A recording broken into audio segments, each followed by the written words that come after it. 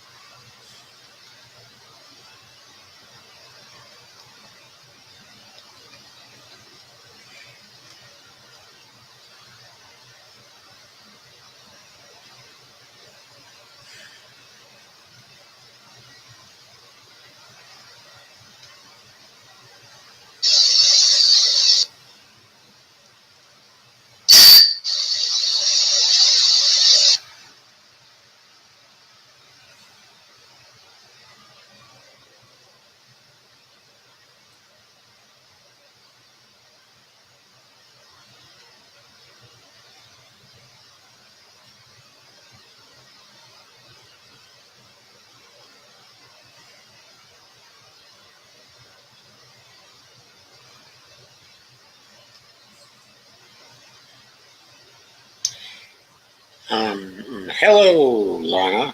Happy Wednesday yourself. Hi, Dolores. Hi, Kay. And hi, everybody. I'm glad to see you. Hope you've been having a good day.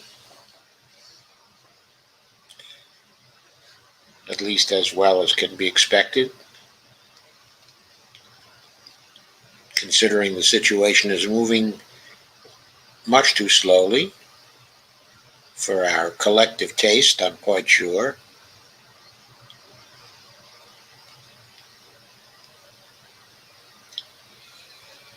Anyway, What I want to talk about tonight is getting out of America's foreign policy mess. So, first, I want to sketch out the dimensions of that particular mess, and then I'll talk some about how to get out of it. It's not hard, I think, to say how to get out of it, but I think it's hard to do what has to be done to get out of it because there are so many institutions, okay, and interests that don't want to get out of it. Carmen says, "Wow, what a hell of an introductory comment in the Post. Hulk smash. Hiya, Joe and friends. Yes, nice day." It wasn't that it was such a nice day here. It's just that we decided to have a nice day, so we did. We can have a nice day when we decide to have a nice day. Things sort of work that way for us.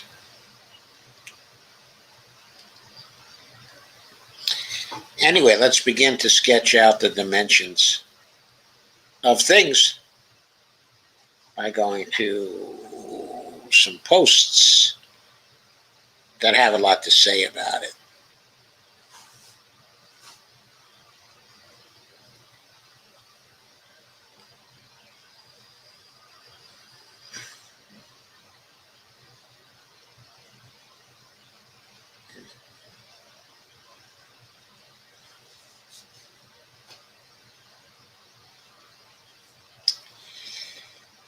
So start by sharing a piece from the LA Progressive.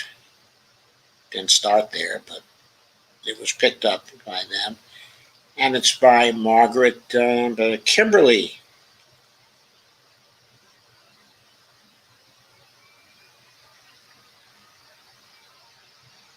who is, I believe, the editor and publisher of the Black Agenda Report, and who has often very good things to say about foreign policy. So this piece is called "When We Realize That the U.S. Can't Control the World?" Question mark. It's sure been taking us a long time to realize that.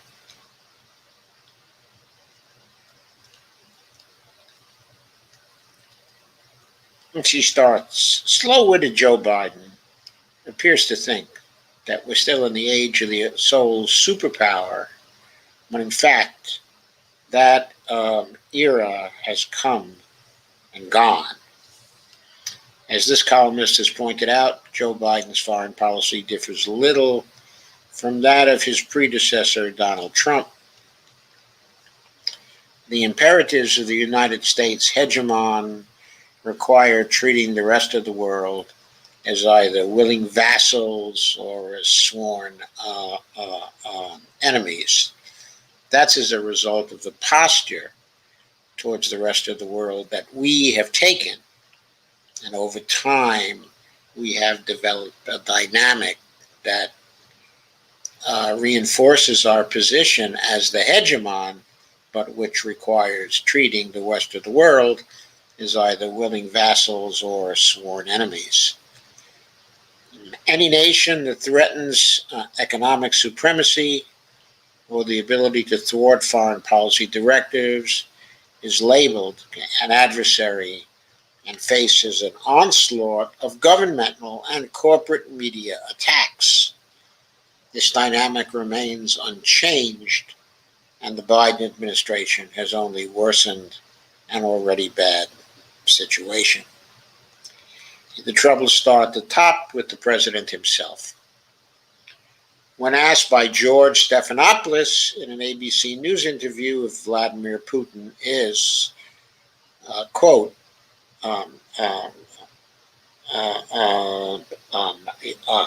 is a killer, unquote, Biden answered in the affirmative. I'm afraid that's not a very diplomatic thing to say, is it? The president was never known for his intellect and thought that repeating Russiagate tropes would play well. It didn't play well with the Russians, who immediately recalled the U.S. ambassador back home to Moscow. While Biden was dealing with foot and mouth disease regarding Russia, his Secretary of State, Antony Blinken, was making a mess of relations with China. He invited his Chinese counterparts to a meeting in Anchorage, Alaska, and proceeded to offend them by scolding them in front of the press and repeating unfounded charges about human rights abuses against the Uyghurs. Now, just to comment on the Russiagate tropes,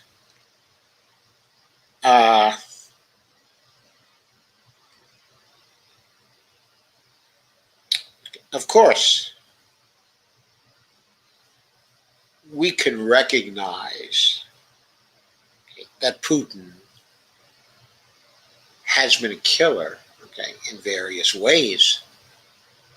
But we also have to recognize that we still have our troops killing people in the Middle East, killing people in Syria, supporting Saudi in a genocide in Yemen through our sanctions. We're killing people in various countries, such as Iran, Venezuela. So, yes, Putin is a killer, but if we're going to be honest about it, so is Biden. He's taken on the mantle of Trump. He's taken on the mantle, of Obama. He's taken on the mantle of Bush. And yes, he's taken on the mantle of Clinton and Bush before him and Reagan before him. There are a long series of presidents who could with justifiability be called killers. This is to say, Biden had no right to talk and should have kept his mouth shut and should have tried to mend our relations with Russia. But as Margaret Kimberly said, the president was never known for his intellect, and so he did not do that. He did have a reputation in the Obama administration as one who preferred diplomacy to using force. So in that sense, the way he played it with Putin was an uncomfortable surprise. And Tony Blinken, if he wanted to have a meeting, in Anchorage, in order to improve our relations with them, you don't scold them. You don't scold them over the Uyghurs. When we're sanctioning Cuba, Venezuela, violating the human rights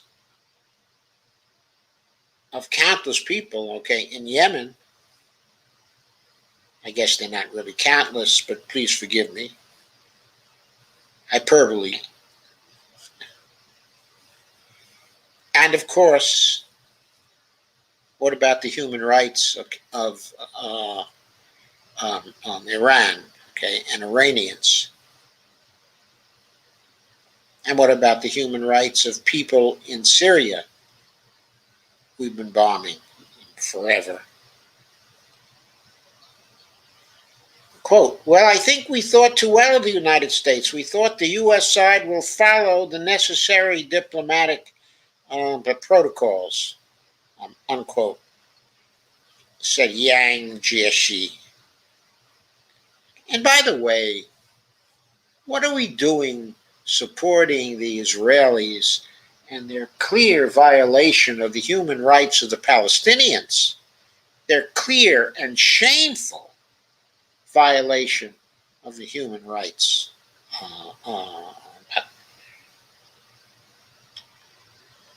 We supported them in that for years and years and years.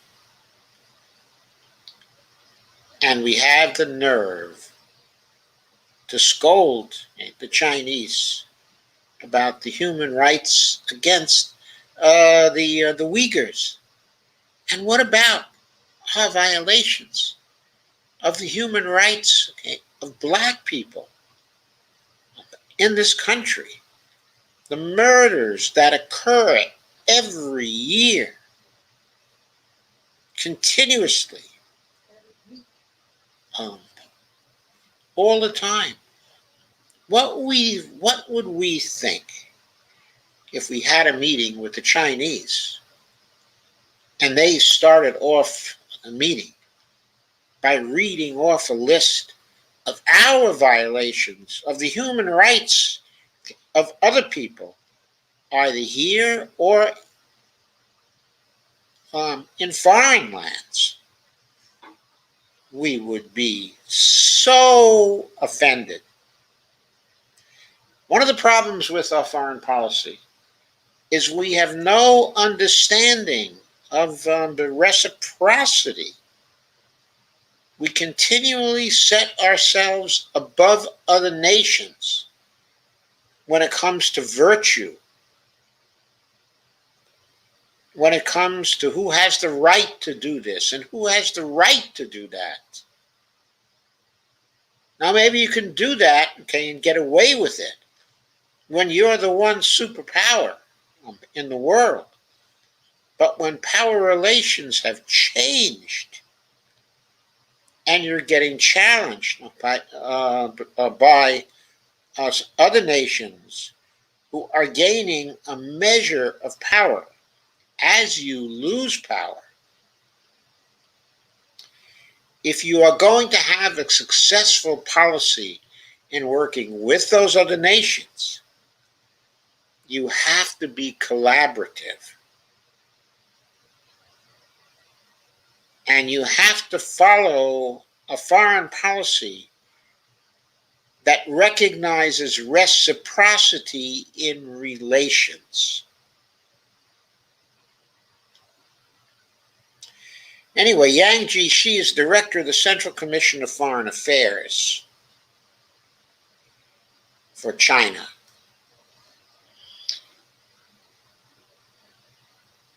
After he met with the U.S., it all went downhill quickly with very bad public behavior on the part of the amateurish and arrogant Americans. But Tony Blinken is supposed to be far from an amateur. He's supposed to be someone who's been involved in foreign policy for years and years and years. What is it that he has been doing? What is it that he has been learning? It certainly hasn't been a diplomacy. Kimberly says, it isn't clear what Blinken hoped to achieve, but almost immediately after that debacle, the Chinese began their own initiative with their partner nations. Russian Foreign Minister Sergei Lavrov was given a warm welcome on his trip to China. Chinese Foreign Minister Wang Yi then departed for Iran, where the two countries announced a 25-year, $400 billion partnership. China committed itself to buying Iranian oil, an agreement which diminishes the impact of U.S. Sanctions. Guess what currency they could use to buy the Iranian oil? It's all the American dollars that they've accumulated, giving Iran much needed foreign exchange that it could use to buy medical supplies for its people and maybe get vaccines. Having squandered opportunity and lost leverage, the hapless Americans have been pressured by the Europeans to rejoin the Joint Comprehensive Plan of Action, JCPOA, popularly known as the Iran nuclear deal. Talks will resume in Vienna, but the Iranians are neither impressed nor intimidated. Guess what? Neither impressed nor intimidated. Lucky us. Foreign Minister Javad Zarif stated in a Twitter post that the U.S. must remove all sanctions in order for the talks to move forward. He added for emphasis, no Iran-U.S. meeting necessary, quote unquote. Well, that is interesting. They're playing it tough. I have to say, however, it was us who broke the deal and who are applying the sanctions. And just from a purely objective point of view concerning the morality of the thing, it's only fair that we remove all the sanctions in order for the talks to go forward. Now, I know the Republicans would go absolutely crazy, and some Democrats would go absolutely crazy too, and they would play the nationalist card from here to the moon and back. Certainly. But still, that is the fair thing to do. I think Biden should stand on what's fair, stand on what's right, and when he gets those attacks, point out the stupidity on the part of the Republicans and the huge foreign policy error in withdrawing from the treaty when Iran was complying with it by all accounts and then imposing sanctions. Biden could then claim, look, folks, all I'm doing is cleaning up the mess that Trump created. This was a mess. It wasn't in our interest. It wasn't in the interest of the United States. It was an error.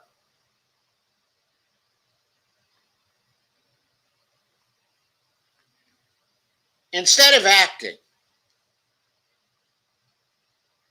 like the world's biggest prima donna, could never admit that we're wrong or we make mistakes, or even that another president that Biden was not responsible for made a horrible mistake. We have to go with our chins out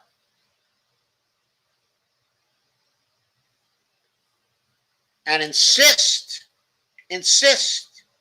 that other people accede to us, because we can never admit error, and we can never give in, even when we are totally in the wrong, as we are in this case. The ongoing impacts of U.S. meddling are coming to fruition all over the world. Even U.S. ally Germany is moving ahead with the Nord Stream 2 gas pipeline with Russia, making a lie out of claims that Russia is a threat to Europe. Yes, nobody believes that. We claim that, but nobody believes that. Now, yes, I certainly believe Russia's a threat to the Ukraine. After all, the Ukraine used to be part of the Russian Empire. Of course, the Russians are going to try to reclaim their empire. that doesn't mean we have a vital interest in defending Ukraine on behalf of its population. By Ukraine, last I looked, is a nation of 70 million people. It's not going to be easy for the Russians to take them over. They will pay a very, very big price if they try through force of arms.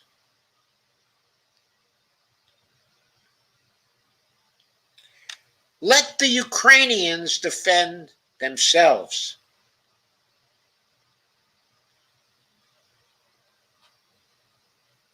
Why not? What is wrong with that? Why does Europe have to defend them?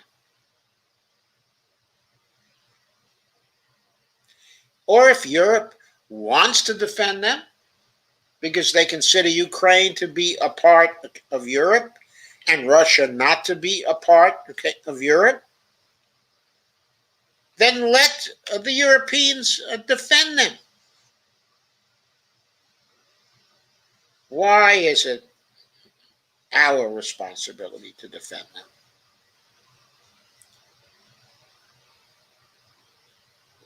I don't think it is.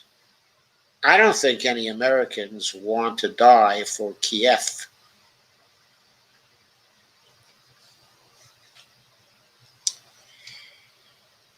The United States is still the most powerful country militarily and can do great damage should it choose. It can sanction weaker nations, but that, of course, drives them closer to others. China and Russia supply Venezuela with medical equipment that would otherwise be impossible to obtain under U.S. sanctions. China also purchases the Venezuelan oil and, along with Russia, supplies that country with COVID vaccines. We had a nice deal with Venezuela going. They sent their oil here for us to refine. And then we sent it back so it could be exported to the rest of the world. The Venezuelans gained the foreign exchange, and they were able to get the goods they needed. But we didn't like their government. Too socialist for our taste. So we intervened in Venezuelan internal affairs, something that's against the UN Charter,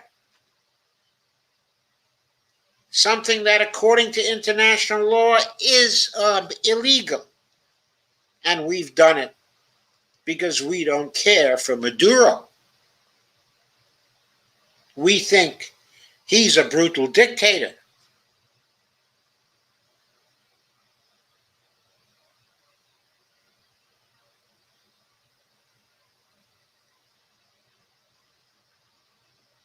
But of course, all the brutal dictators we support are just fine with us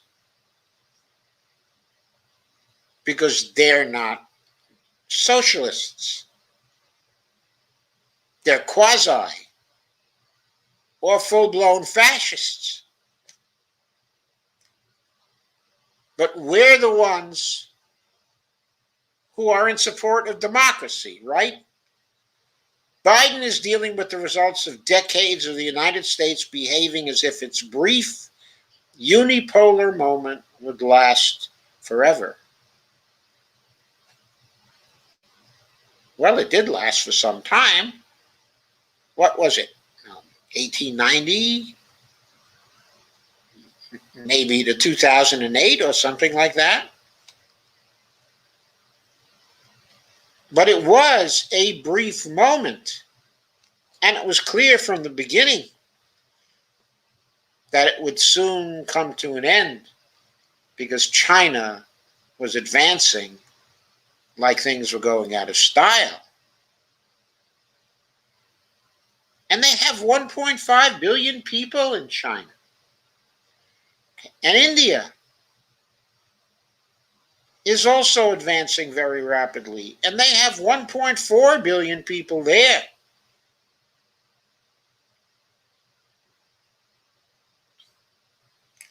A very important basis of national wealth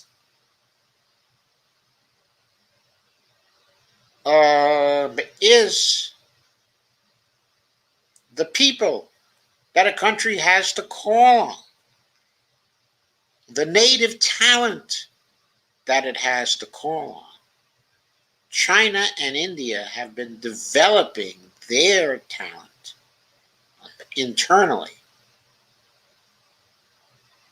We in the United States have been allowing our talent, our people, to stagnate under the whip of neoliberal austerity. China will soon surpass the United States economically, and it is using that power to its advantage. Its Belt and Road Initiative involves countries on every continent and provides opportunity where the Western nations, and especially ourselves, offer only debt and subjugation. We have to stop offering only debt and subjugation. That doesn't compete with the Chinese. The United States believes its own hype and thinks that its relatively brief period of domination will last forever.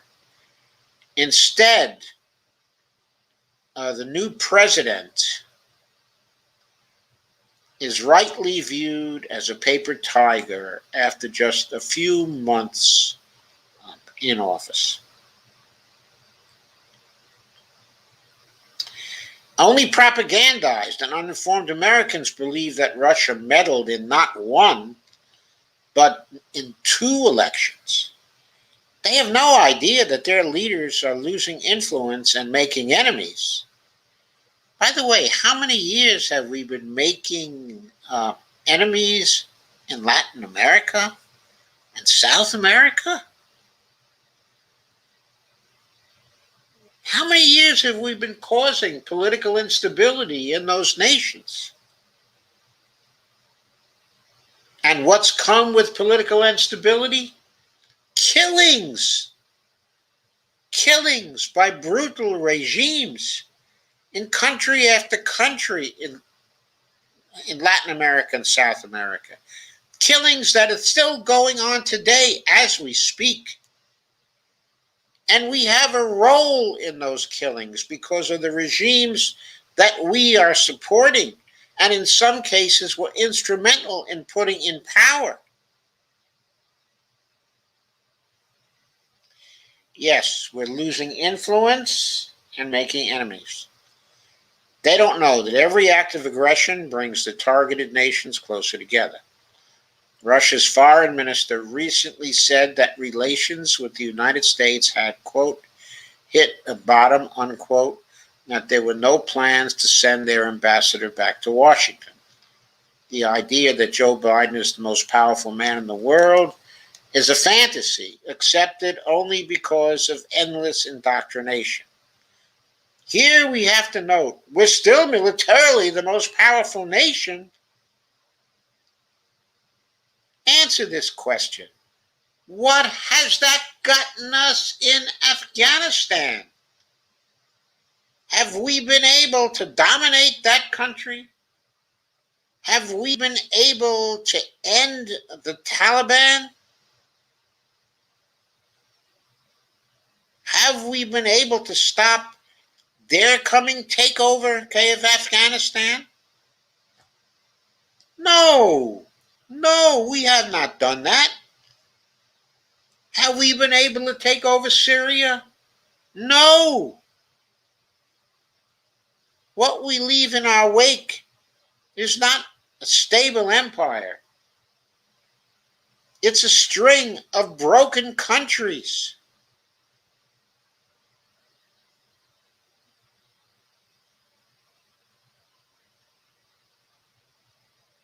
what we sow is chaos, and what we reap is destruction.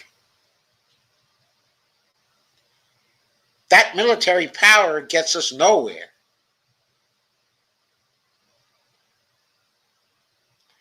It's called the Defense Department.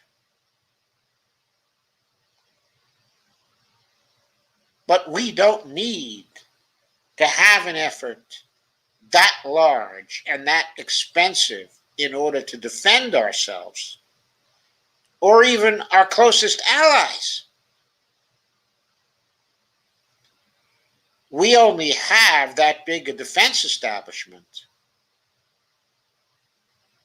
in order to support our efforts at creating chaos and killings internationally, and in order to allow us to violate the rights of others, the human rights of others, with impunity. What evil is it that we are doing?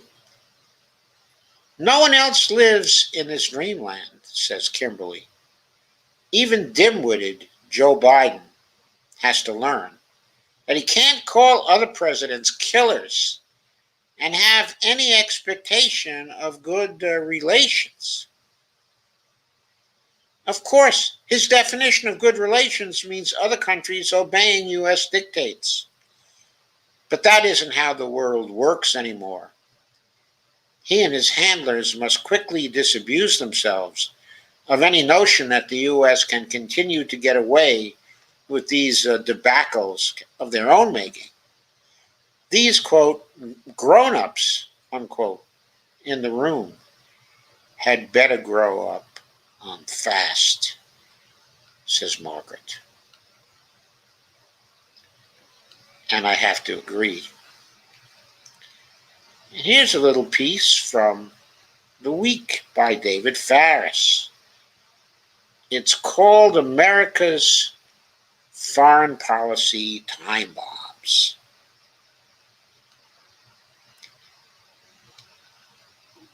Okay. And graphic image, undoubtedly.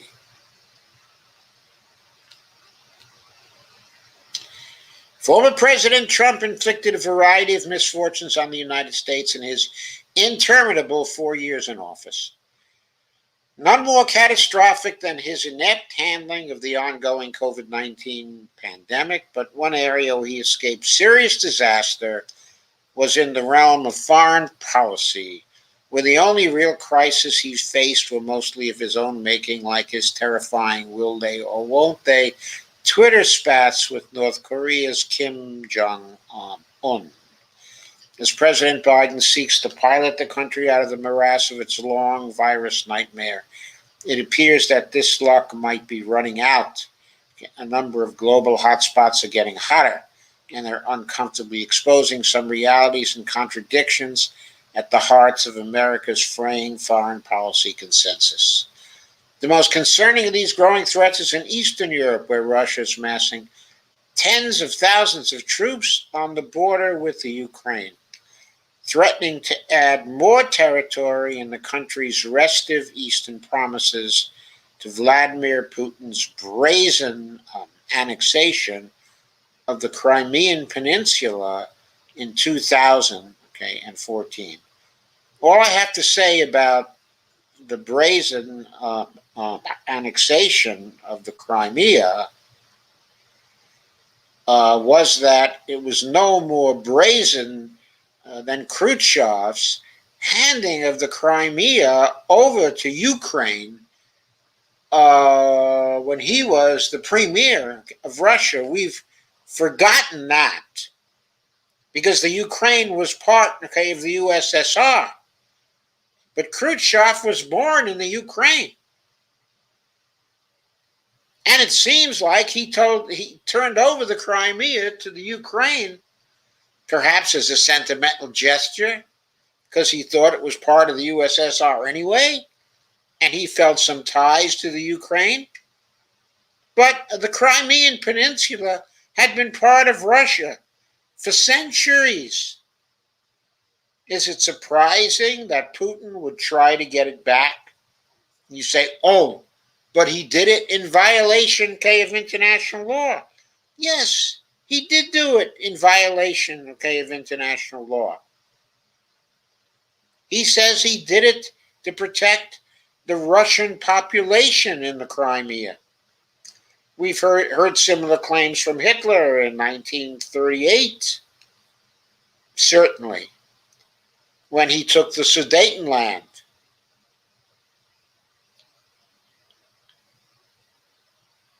But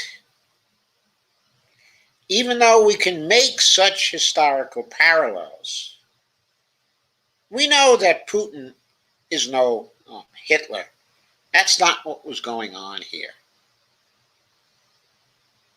That was an expansion totally in line with Russia's historic interests, okay, and historic attitude, which did not include any attempts to totally dominate the whole, okay, of Europe, but rather were attempts to create a buffer zone in order to defend Russia against incursions from the West, which had periodically happened to the Russians.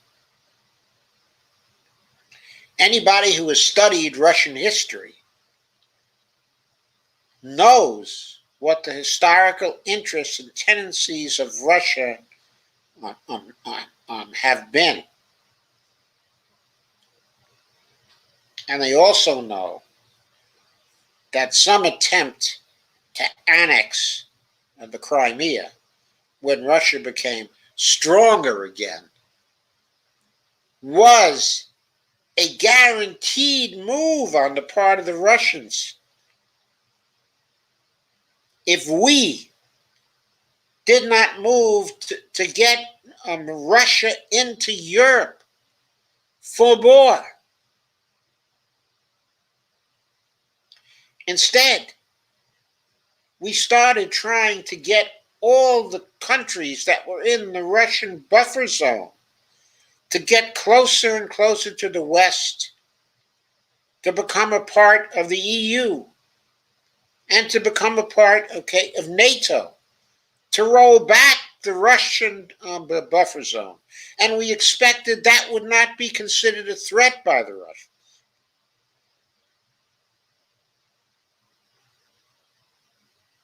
Instead of trying to include Russia in Europe as well as these other nations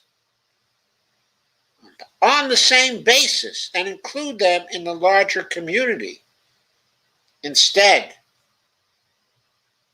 we followed Cold War policies when the Cold War was over and broke verbal guarantees given to the Russians by the Bush administration, guarantees that Bush gave to Gorbachev. I have a long memory. I remember what those guarantees were. Everybody knew it, and everybody knew the US and NATO in the years that were following, when Russia was weak, broke those guarantees and put a weakened Russia under threat. It was completely predictable that Putin was going to try to recreate the buffer zone that Russia had managed to build over many centuries. Anyway, Ukrainian President Volodymyr Zelensky is begging the U.S. for reinforcements, and Biden reportedly proposed a summit with Putin to address the buildup. He proposed a summit not long after he called Biden a killer, right? I'm sorry, he called Putin a killer. With many of the world's most powerful countries still racked by rising COVID caseloads and vaccine administration challenges, Putin might just calculate that now is the perfect time to move. To the Ukraine's southeast lies the unresolved conflict over Iran's nuclear program. Even as U.S. and Iranians meet in Vienna in a last-ditch effort to reassemble the JCPOA after years of pointless and malignant sabotage by the Trump administration. Guess what happened? An Israeli cyber attack on the Iranian nuclear facility in Natanz threatens to derail those diplomatic efforts and bring the U.S. and Iran once again to the brink of an armed conflict that no one wants, but which no one can seem to permanently take off the table. If we are so powerful and the only true superpower, why is it that some little country such as Israel can be the tail that wags the dog? That's what I want to know. Why is the tail wagging the dog? Why doesn't the dog bite back?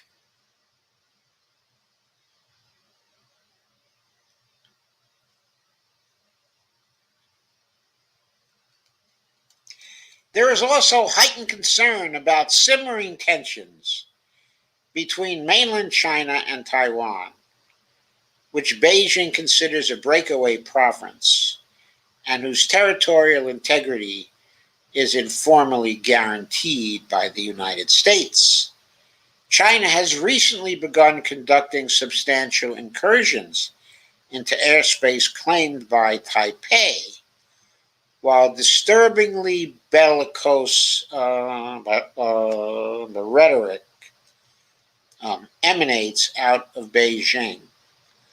Recent U.S. military war games around the Chinese invasion of Taiwan have been sobering, according to observers, sparking fears that the U.S.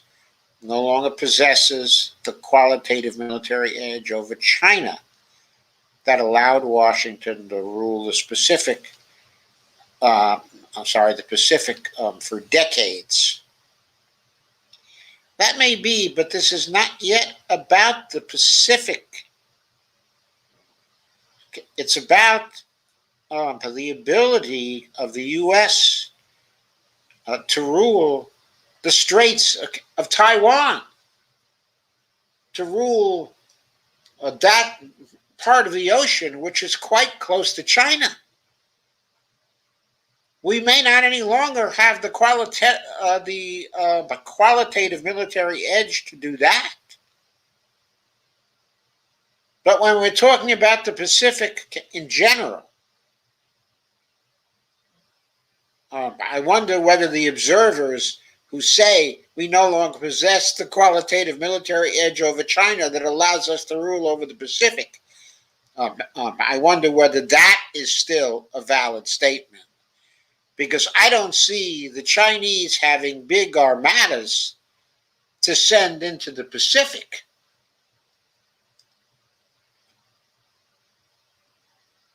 I can see them making things very, very costly for us in the Straits of Taiwan. I have no idea whether we'd be able to hold them off to stop them from conquering Taiwan, which, by the way, was always recognized as a part of China, in case you don't know the history. When the communists took over the mainland, the nationalist army and surviving government of China fled to Taiwan. And they took over Taiwan, basically lock, stock, and barrel. In recent years, of course, the Taiwanese themselves have basically integrated the mainland Chinese into Taiwan, and now it's a community that is evidently democratic and peaceful, and very profitable and prosperous.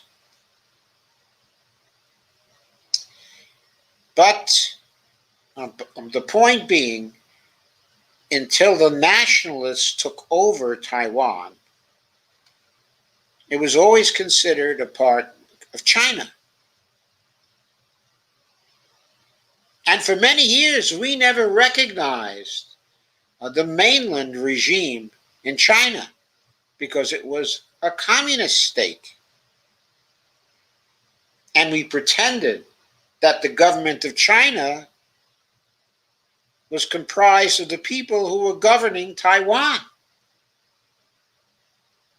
Now that went on from 1950 until the two China policy of ours developed, where we continue to recognized the mainland Chinese government as the primary Chinese government. We allowed China to enter the UN,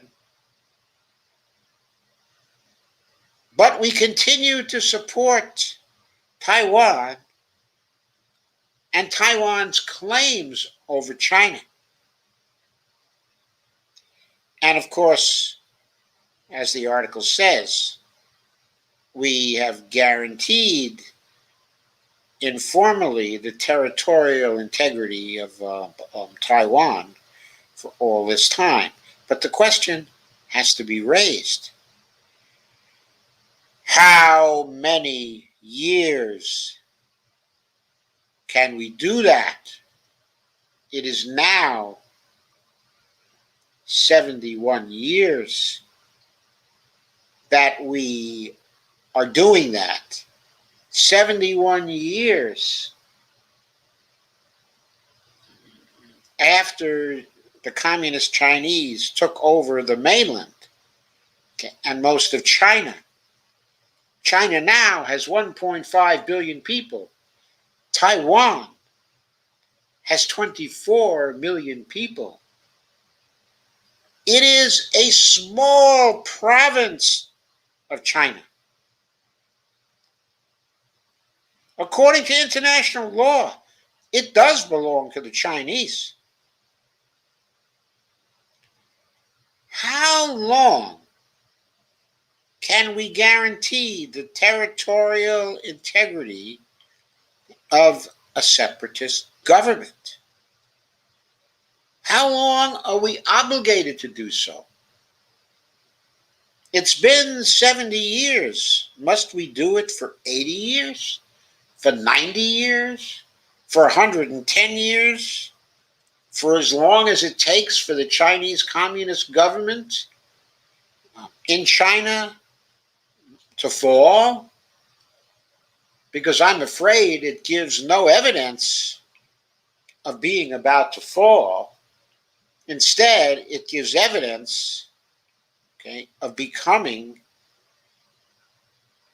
one of the primary powers of the world, challenging the United States very, very shortly. So, how long will we have the capability to defend Taiwan from China?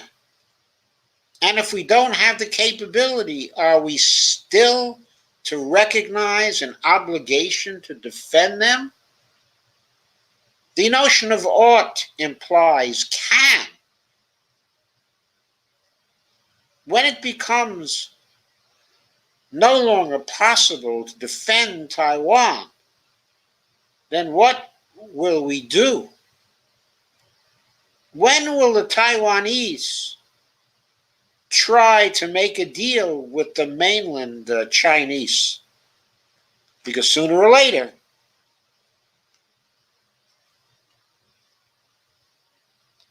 Taiwan will have to go back to China.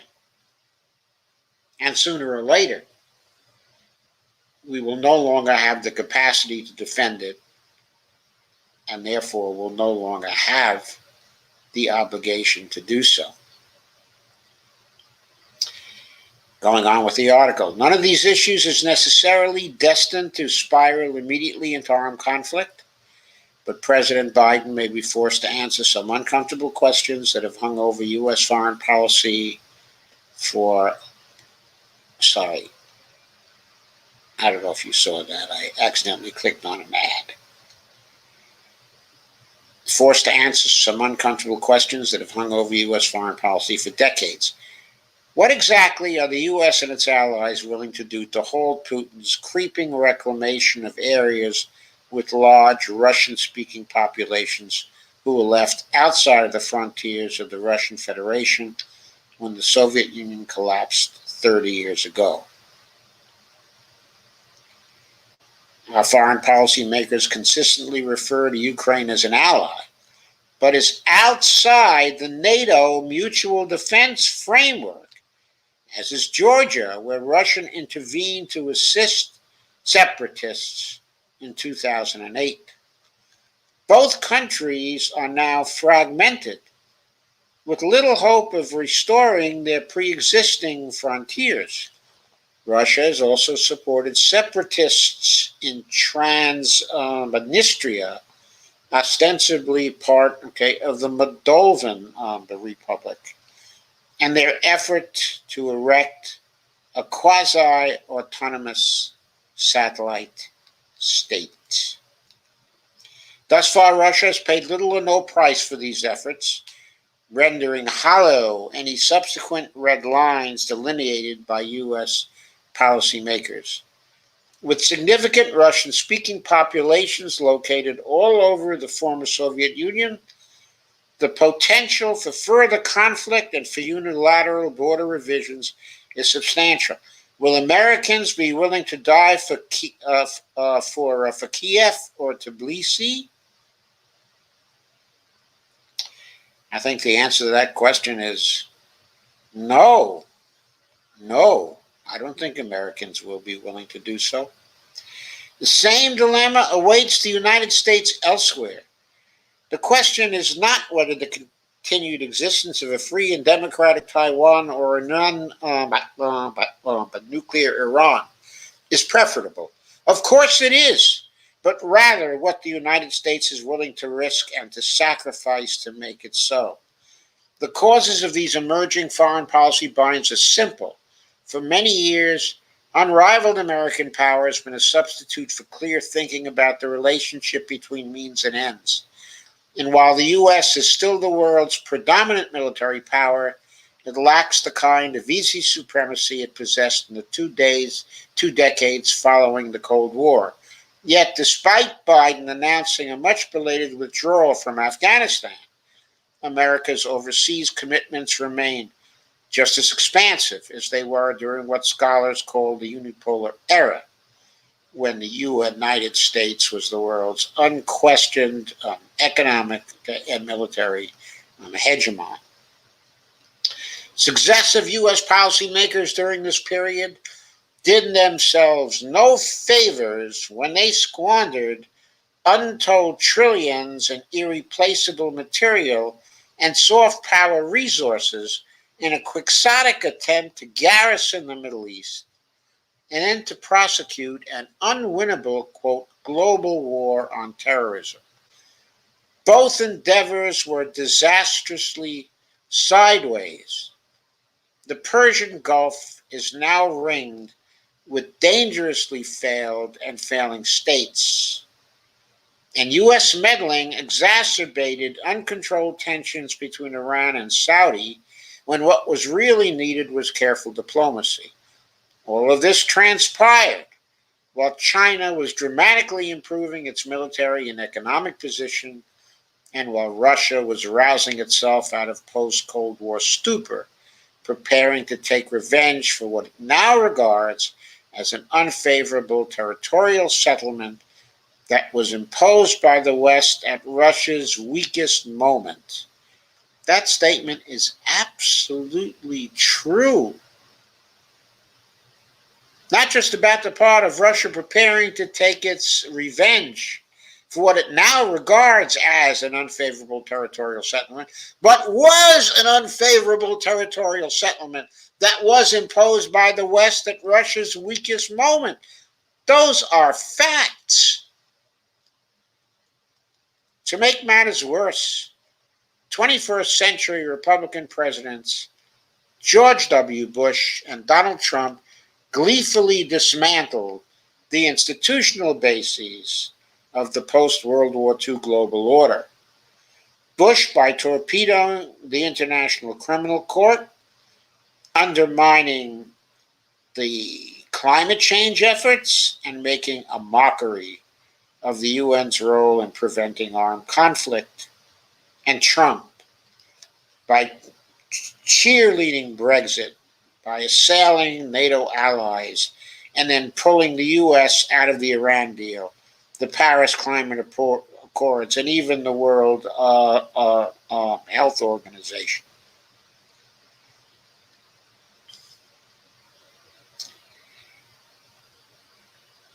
Why did Bush torpedo the International Criminal Court? Because he thought he could, because we were the one superpower. And he thought he could ignore international law. He didn't want to account for his behavior to the International Criminal Court. Because he was and is a human rights criminal. That is the truth of the matter.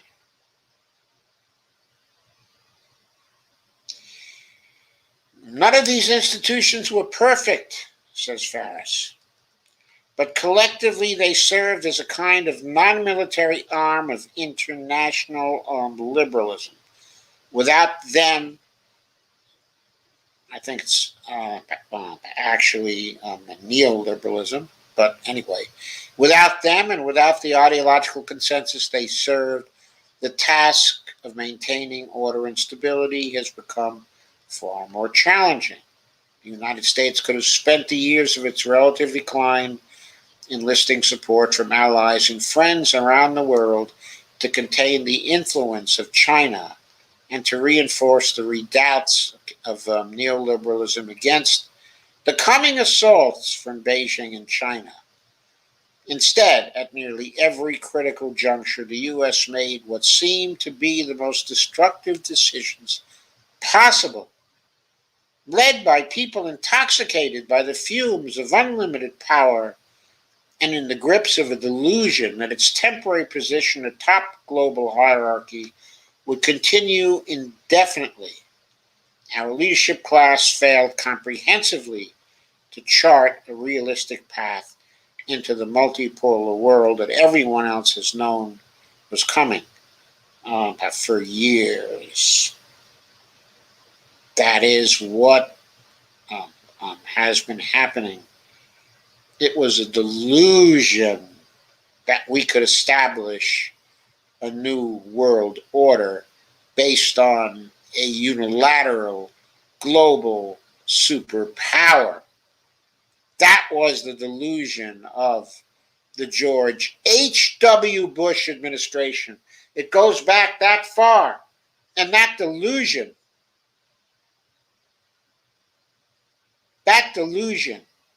has been followed by every administration since that time. That is the narrative. That is the story that America's leadership class has been telling internationally.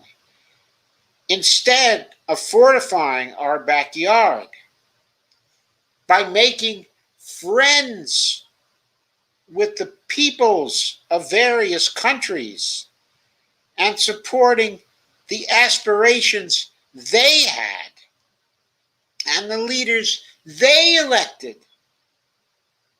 we presented an angry and hostile face to those leaders, and we undermined them because they wanted political regimes that we saw as different from ours, as somehow undermining our ideas and our aspirations, okay, and our culture. But imposing your culture on others and your ways of doing things on others is not the way you make friends. It's not the way you develop enduring alliances with people. You do that by supporting the aspirations of people and supporting their progress.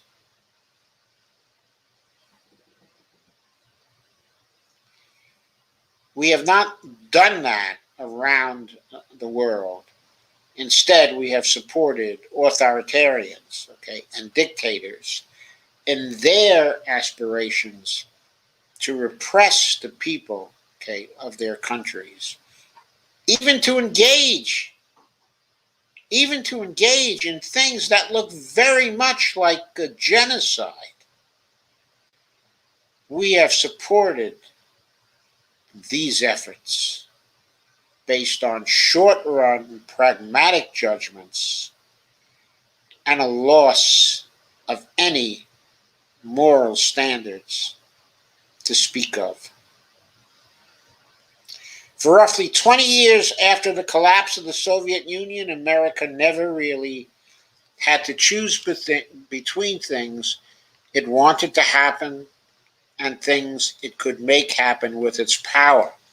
The two were largely one and the same, or at least policymakers thought they were. But today, the twin pillars of America's post-World War II foreign policy philosophy, the spread of democracy and economic integration abroad, are crumbling. Democracy is in rapid retreat in the United States, and Biden's chief international competitor is a brutal, unforgiving autocracy, which is only growing more illiberal and aggressive over time, rather than turning gradually into a democracy as the architects of engagement had hoped. Now here we are with America's irrational attempts to control the Middle East, its shaky commitment to Taiwan, and its hollow promises to non-NATO states on the Russian periphery, all coming to a head at the same time. Trump rightly perceived the lack of fit between U.S. global ambitions and its relative power, but he failed to formulate, let alone implement, a coherent plan to right-size our foreign policy. It's just one more urgent task he dropped into the lap of Joe Biden. Let's hope he is up for it.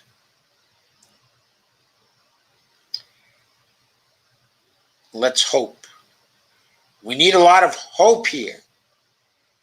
We need a lot of hope because so far we're not seeing very much evidence that he is up for that.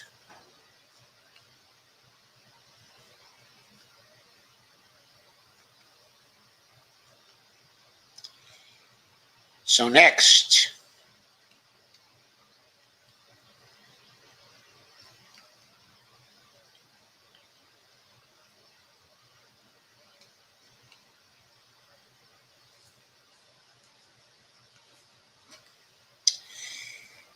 so here's a piece from Common Dreams. Progressives welcome incredibly encouraging news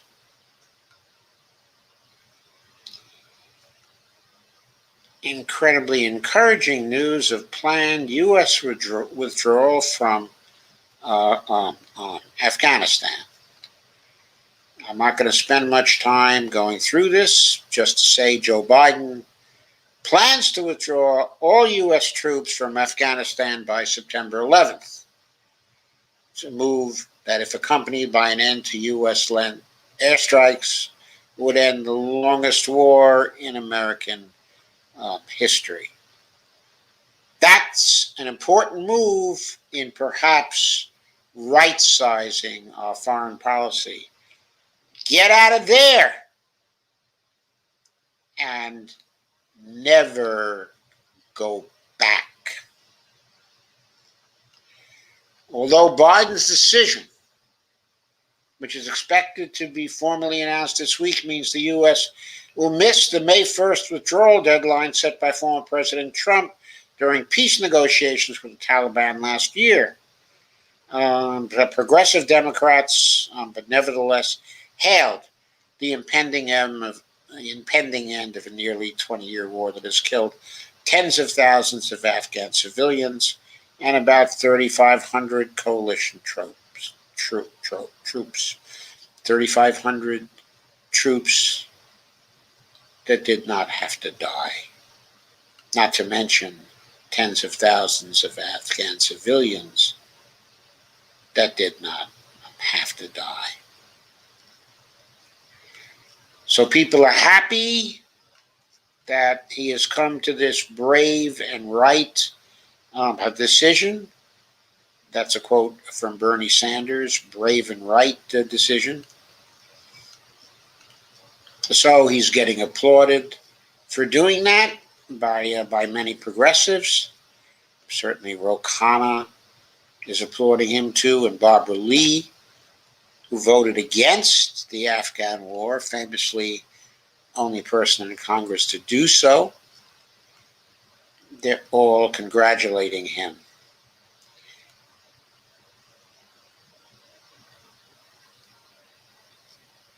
Okay, and one person was that, let me grab the name, somebody by the name of Miles tweeted, Stephen Miles, Win Without War director, said, quote, if today's reports are true, President Biden is doing the right thing and taking a big step towards ending our nation's endless wars. And later he said, the tides are shifting. Now we must seize on this momentum to end the era of endless war for good. And Code Pink supported the decision. And Code Pink Code, the founder, Medea Benjamin, tweeted, quote, let's make sure the U.S. does not continue to fight there via other means, CIA, contractors, air wars, drones, unquote. Imperialists in the U.S. Congress, both Republican and Democrat, on the other hand, condemned the prospects of the U.S. pullout.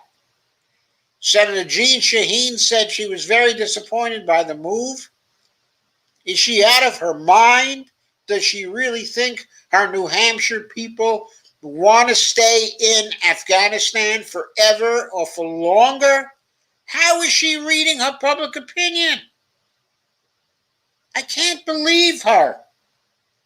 Senator Lindsey Graham waxed alliterative in his commendation, saying that a full withdrawal from Afghanistan is dumber than dirt and devilishly dangerous. I mean, that's an alliteration that needs to be applied to Lindsey Graham himself. There is nobody dumber than dirt and more devilishly dangerous than Lindsey Graham.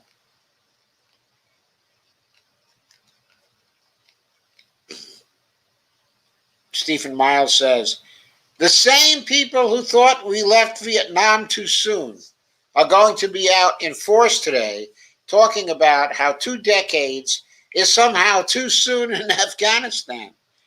And he says ignore them, and he, of course, is right. I can't believe some of those people. I can't believe Shaheen. I think she's gone off her rocker. Off her freaking rocker.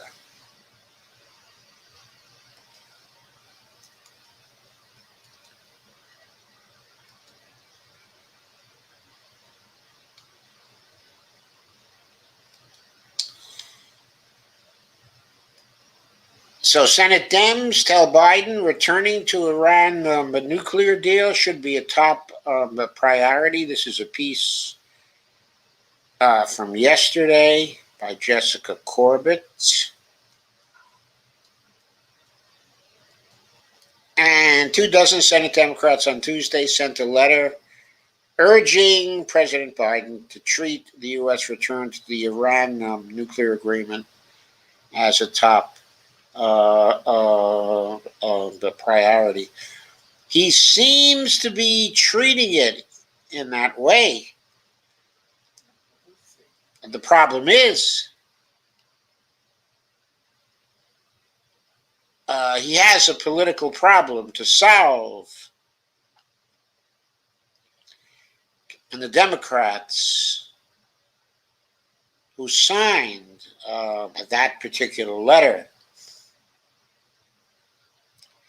need to help him to find a way to solve the political problem. It would be nice if someone could talk to Jeanne Shaheen and Maggie Hassan and see if they could start signing letters like this.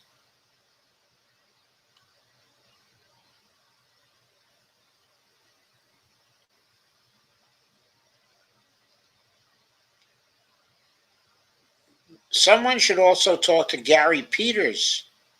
I don't see his name there, but I know Michigan pretty well. And I'm sure there aren't too many people in Michigan at this point who favor staying in Afghanistan.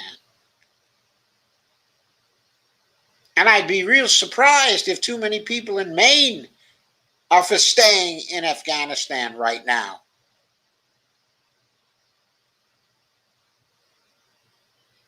So where are Angus King and Susan Collins? I don't know. But I think we need more senators to sign on. Not 20. We need about 55, including 5 who would defy Mitch McConnell. We need to have a little sanity in the Senate.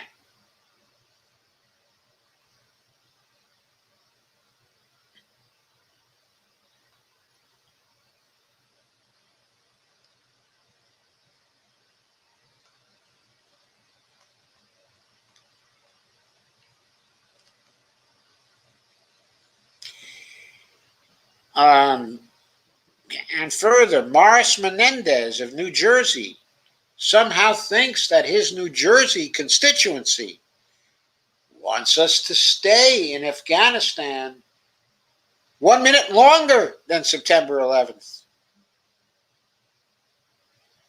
He doesn't want to make any concessions to get back into that deal, even though we were completely in the wrong in getting out of it. He doesn't want to make any concessions because that would just be too much for the high and mighty United States to admit that it was wrong. Returning to the deal would deliver immediate non-proliferation benefits, reestablish American leadership and credibility in world affairs, and create a foundation for further diplomacy to address other concerns with Iran, said Brian Costello of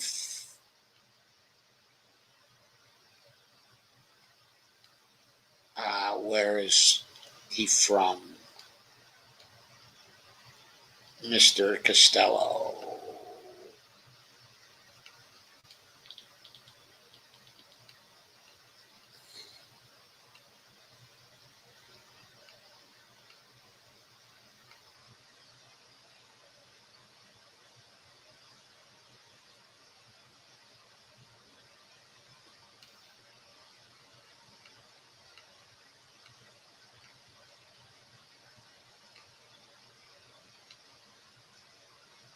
Yes, sorry, it's Ryan Costello, Policy Director at the National Iranian American Council, NIAC.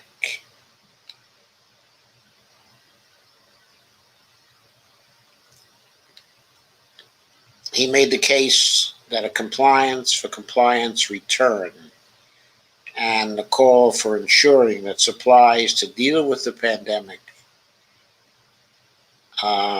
can reach Iranians are, quote, perfectly in line with President Biden's own thinking.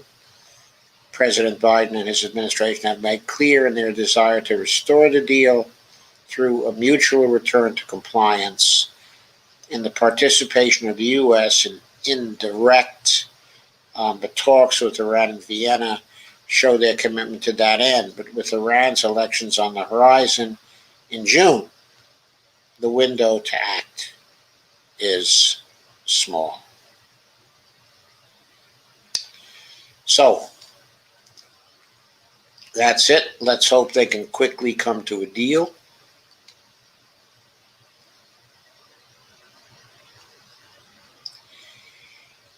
I don't want to leave this topic without pointing out what is going on in Latin America. Specifically, here's another article from Common Dreams, April 13th, 2021, by Kenny Stansel, their staff writer. Right-wing banker pulls off upset win in Ecuador over leftist champion. So, Hector Correa's nation has decided, evidently, to go to right-wing former banker, right-wing former banker Guillermo Lasso in Ecuador's recent presidential election. The loser was Andres Arauz,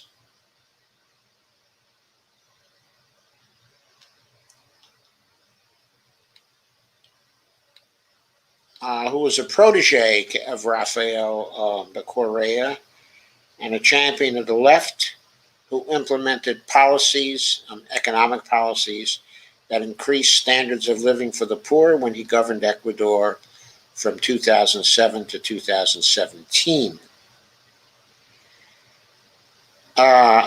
In this contest, Lasso's neoliberal agenda of privatization and upward redistribution proved to be more popular, or at least we're supposed to believe that. This was pitted against Arauz's social democratic plans to improve the welfare of working class Ecuadorians. Generally, Arauz was expected to win. If he did not,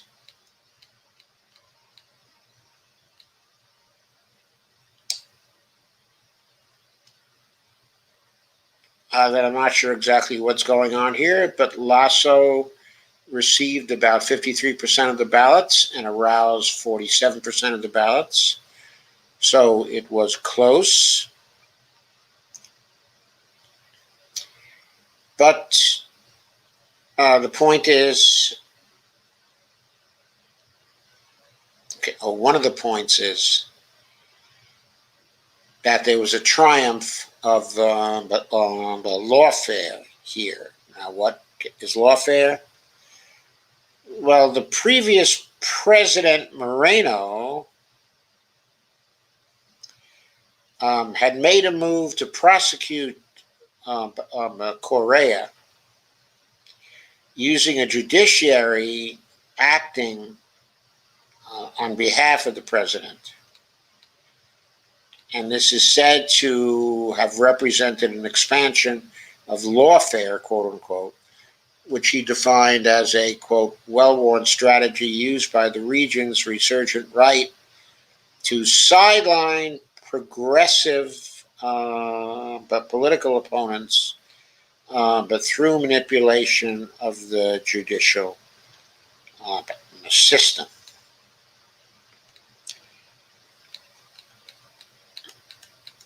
So I'm not going to go through this whole article, but the basic point is this was a defeat for the left.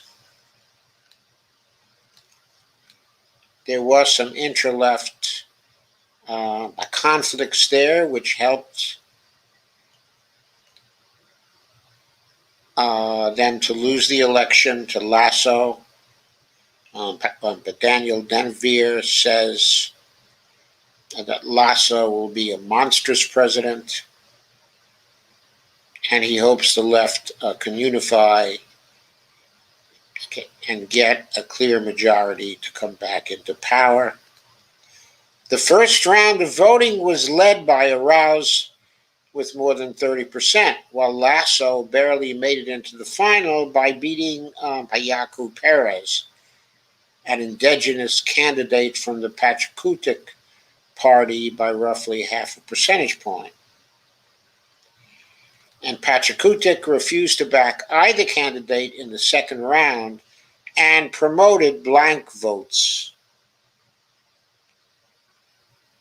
Perez publicly annulled his own vote, writing Yaku president resistance on his ballot.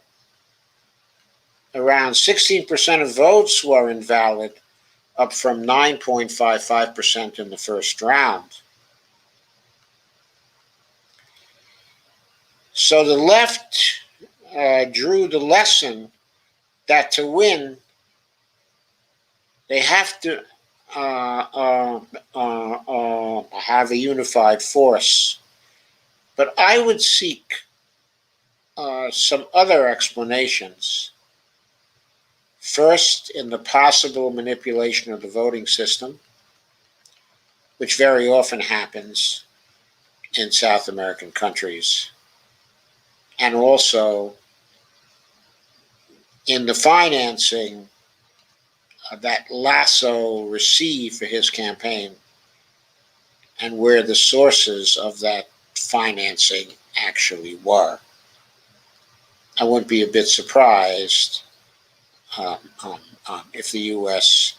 was heavily involved in Lasso's campaign and was not planting a giant thumb on the scale, which if it turns out to be the case, then we will have made still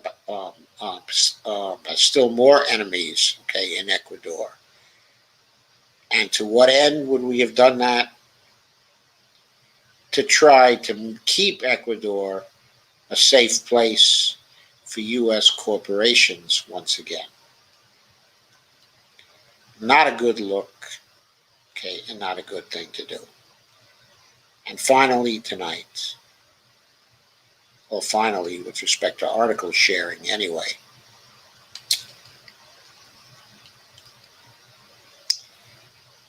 we have an older piece, which I hadn't had a chance to cover, but if we wanted to for some time. This one is good news.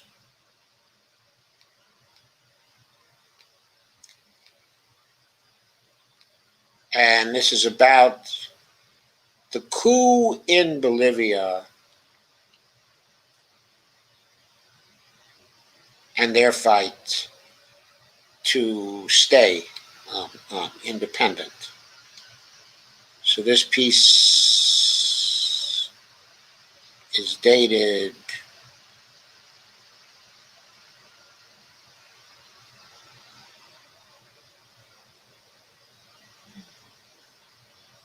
This piece is by Vijay Prashad and appeared some time ago. For some reason, I can't find the date here. But I did want to call your attention to it. Sentiments in Bolivia for and against the coup d'etat of November 2019 predictably along class lines.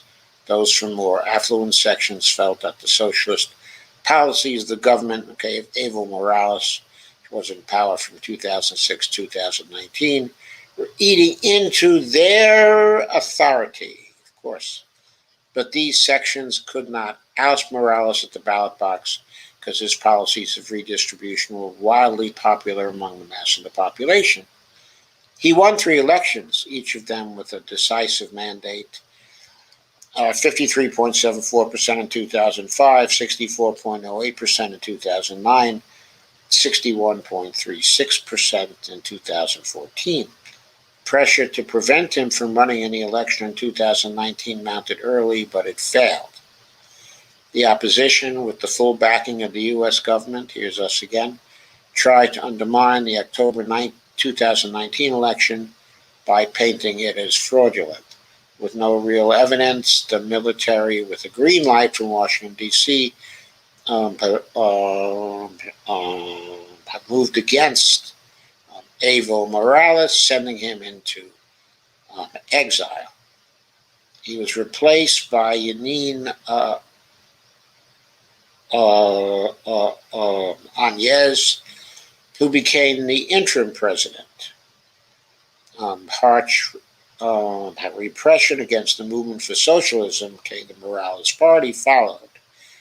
Evo was forced to leave Bolivia. Almost immediately, Donald Trump said the coup preserves democracy. As the violence of the coup unfolded, Secretary of State Pompeo described it as Bolivia's political transition to democracy, unquote. His statement was made on November 21st, 2019.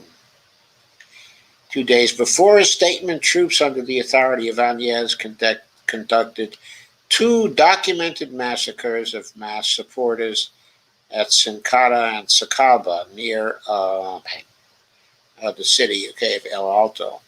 The day after the killings and the day before Pompeo's statement, the New York Times reported on the killings in Sincata. None of this mattered to Áñez, whose defense minister, Luis Fernando Lopez, denied the murders. Not one bullet was fired, he said, or to Pompeo, for that matter. This kind of coup was business as usual for Washington, D.C. I recount the story of this coup in Washington Bullets, which is my book about the CIA coups and assassinations. But the Bolivian people, not my book, of course, it's Vijay Prashad's book, but the Bolivian people, to continue with the article, were not going to allow their democratic rights to be stolen. They began to organize against the Áñez regime, which tried to postpone elections over and over again. Eventually, a month before the 2020 elections were held, Áñez herself dropped out for her embarrassingly low poll numbers, and the MIS led by Luis Arce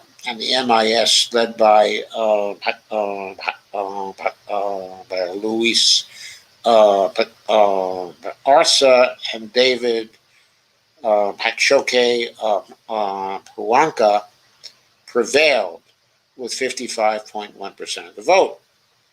Evo returned to the country triumphantly, and President Arce revived the mass agenda to advance the interest of the Bolivian peoples. No impunity for coups. No coup can go by without some framework to reestablish faith in institutions and to prevent the feeling of impunity among the coup makers.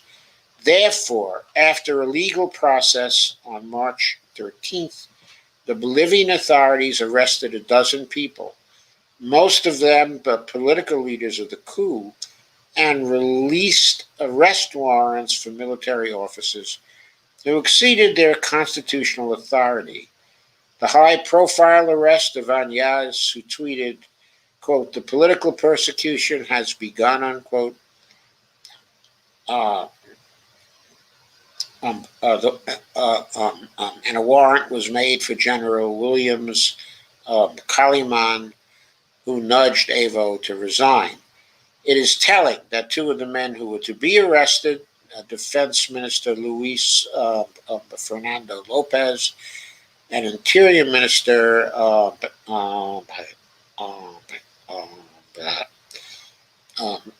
Interior Minister Minister Arturo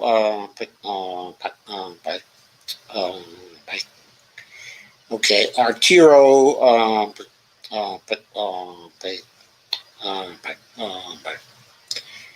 it is Arturo Murillo, have taken refuge in the United States. Yurko Nunez Negrete, who was another minister, came out shouting about, quote, a hunt for former ministers, unquote, has vanished.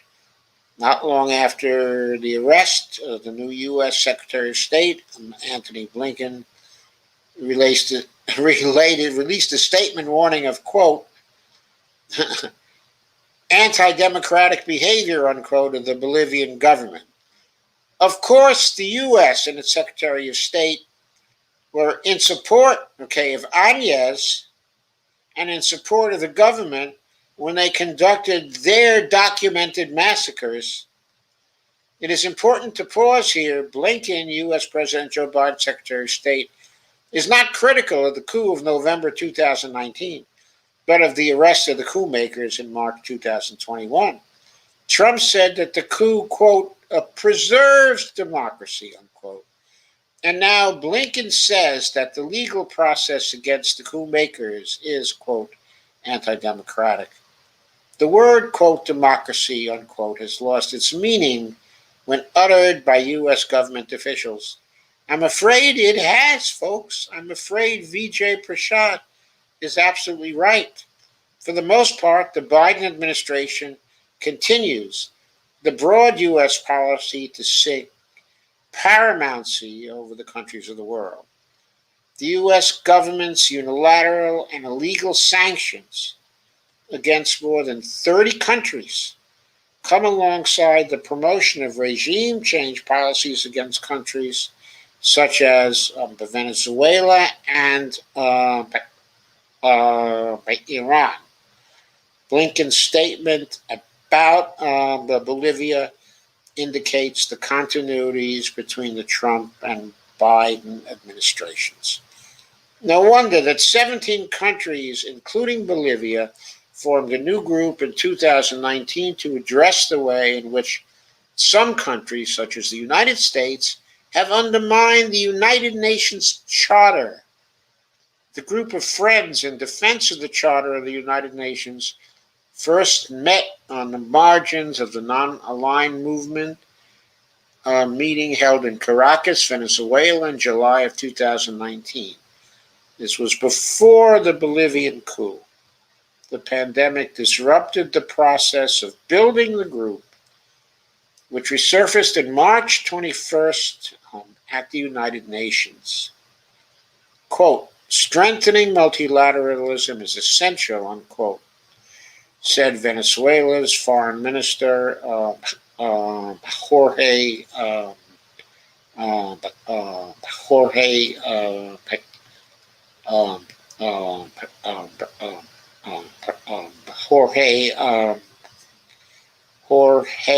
Ariaza. I think I got that right. The members of the group include China and Russia, both permanent members of the UN Security Council, which gives heft to the process, and Mohammad Marandi, teaches at the University of Tehran, told me that this group is an antidote to the, quote, major problems that currently exist with the UN, such as the undemocratic nature of the organization that severely handicaps the global south, unquote. The U.S. and its allies, he said, are increasingly ignoring the current global order and the UN Charter.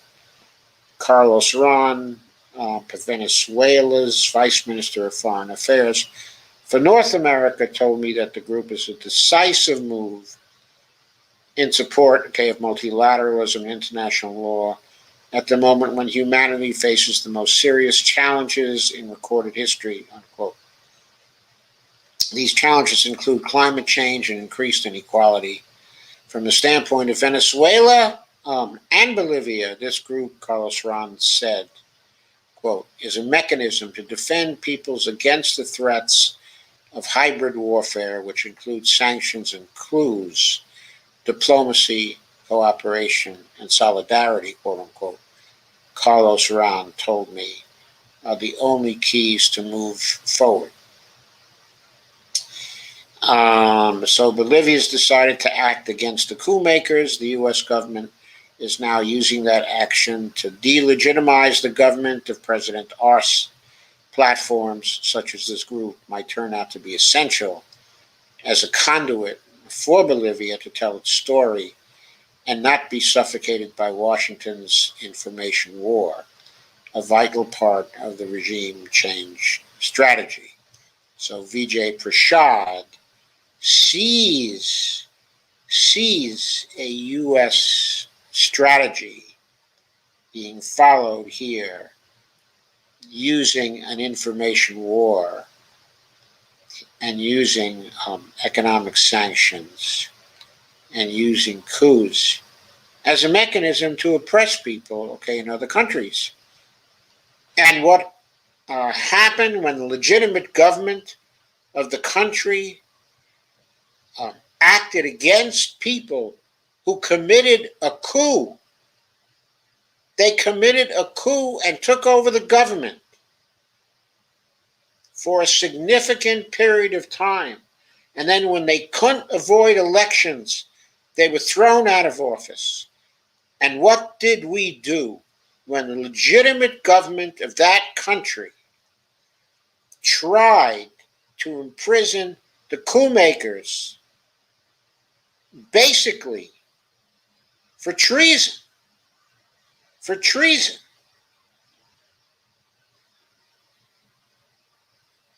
And for insurrection. We are interfering in Bolivia's internal affairs and siding with the insurrectionists. Not just the insurrectionists, but the coup makers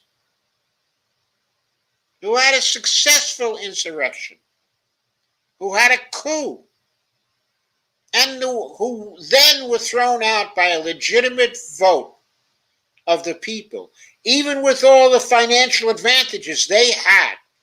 And whose side do we come down on while interfering in the internal affairs of that country? We come down on the side of the coup makers. That's why we increasingly have fewer and fewer friends inside of Latin America who are not directly beholden to us for power. More change is coming to Latin America. We had a close call, in Ecuador. The result was 53 to 47, and the people the U.S. was supporting won.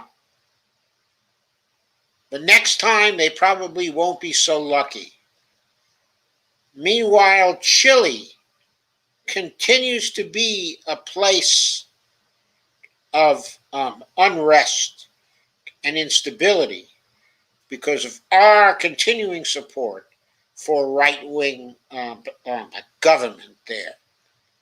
Argentina is already somewhat unfriendly to us. Brazil is showing signs of being ready to change. And there's a possibility Lula da Silva will take over there once again. By the time we're through in Latin America with this policy we are following there, we will have a South America that is friendly to China and that is unfriendly to us.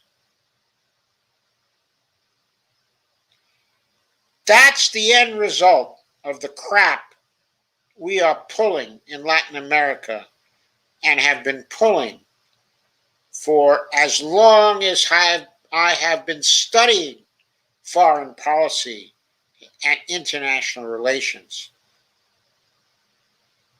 which goes back to my college days in 1955. For such a long time, we've continued with this crappy foreign policy. How can we get rid of the mess?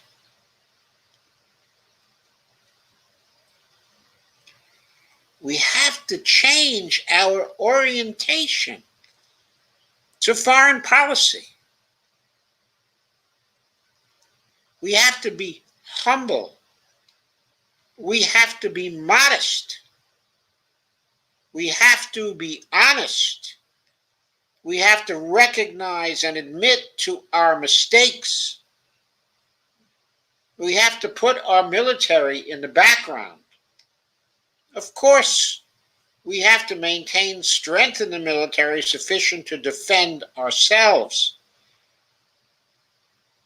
and to help our close allies. But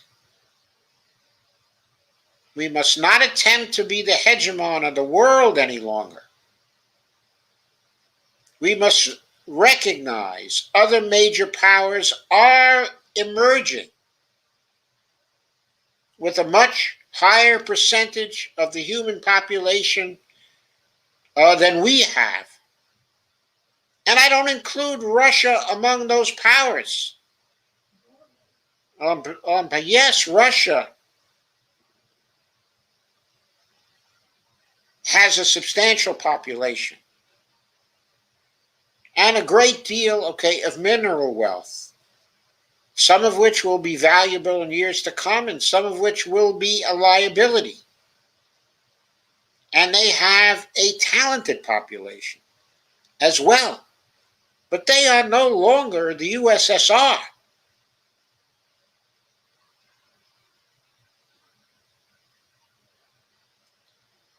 What is their population now? Something like 150 million people? It's less than half of what our population is. And it's 1/10 of the Chinese population. Nearly 1/10 of the population of India. The weight of humanity is in other nations. It's neither in our nation, but nor is it in Russia. But both of us may prove to be strong powers in the future. But over the next 50 years, there is going to be an evolution, a gradual evolution of other great powers, a not so gradual evolution. China is coming very, very fast. And India is beginning to come very, very fast too. Also Brazil, if it can throw out its fascist government and start to serve its people. Already, the Brazilian population is 2/3 the size of the United States. And their potential is vast. We will have to make way for other powers. And we need to do it gracefully, gently, supporting our values and their aspirations.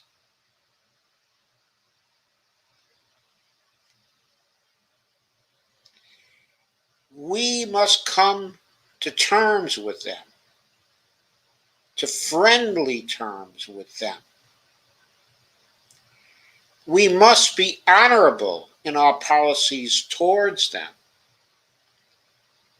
We must not try to undermine their efforts to achieve decent things for their peoples.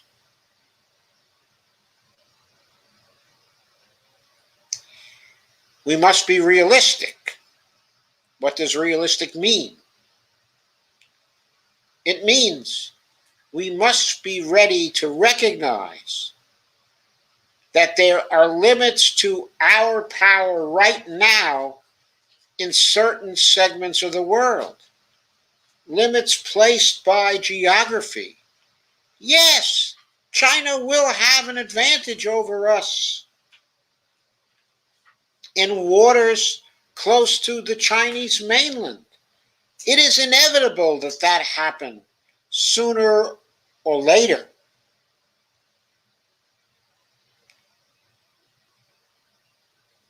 We cannot hope to command the Straits of Taiwan forever. That is not going to happen.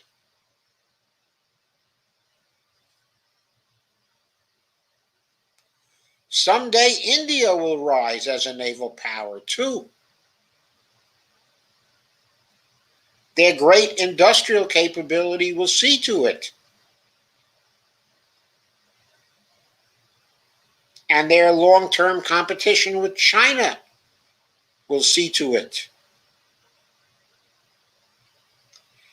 We have to recognize the limits of our power in both the short run and the long run.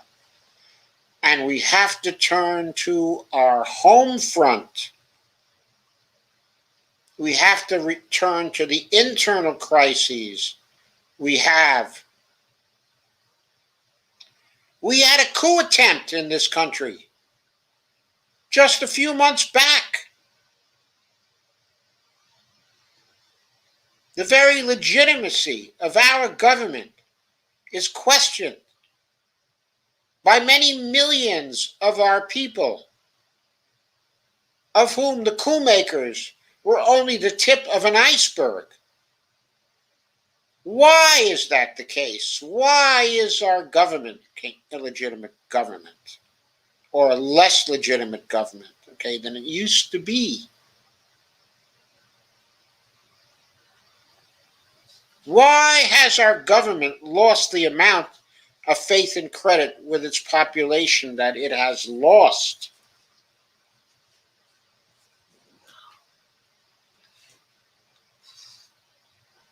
We have to look to the homeland. I don't enjoy that particular term. I thought it was a dangerous term to use when we started talking about homeland security. But we have to look to America as a nation, to the internal health of our society and the relations we have among ourselves. We have to make it a healthy society again. We have to see that it becomes full of justice and full of honor.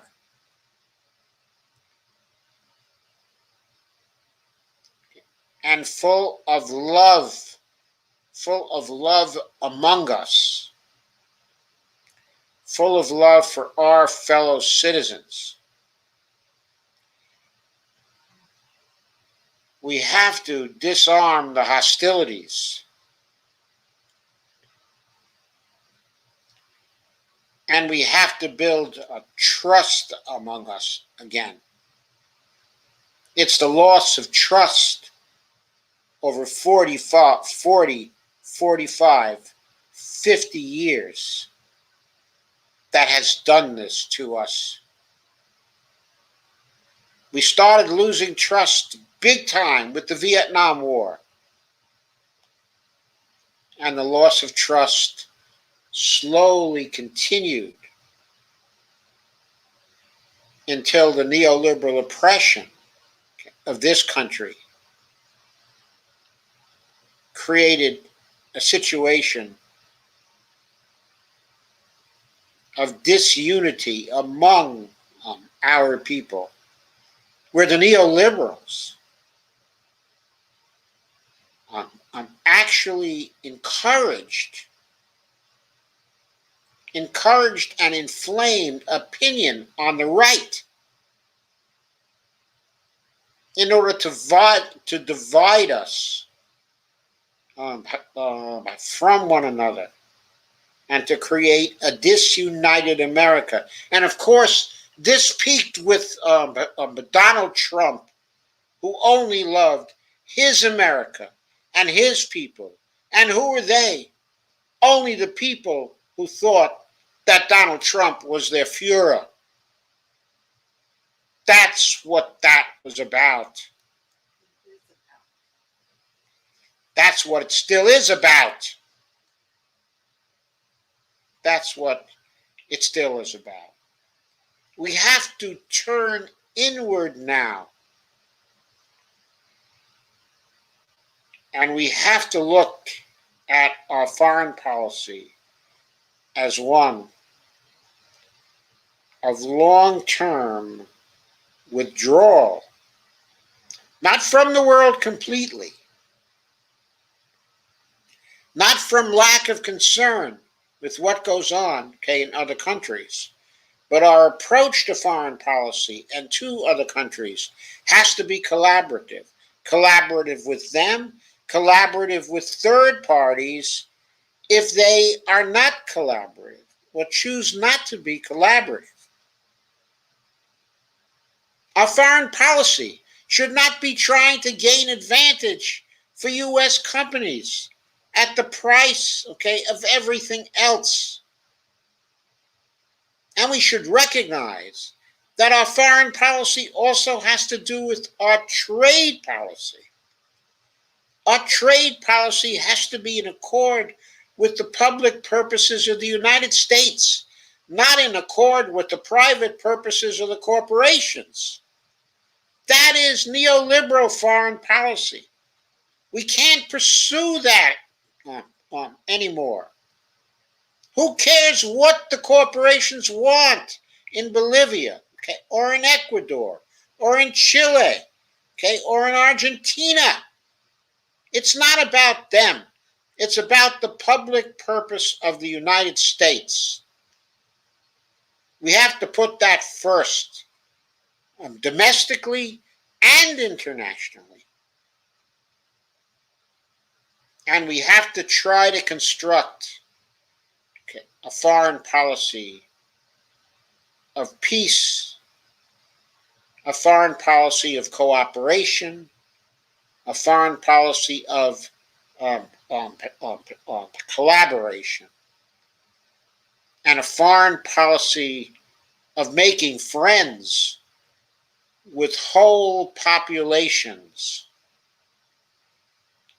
A really democratic foreign policy based on friendship from the bottom up with all foreign peoples.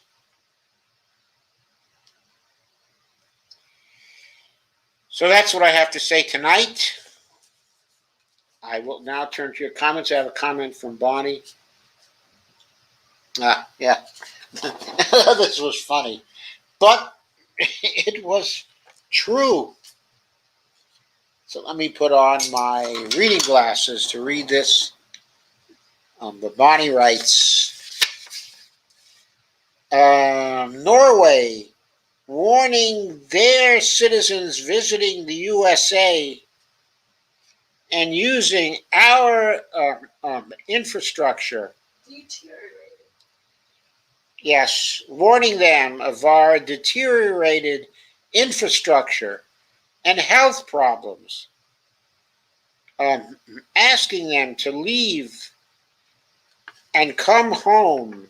Unless they have health insurance. And come home unless they have special health insurance.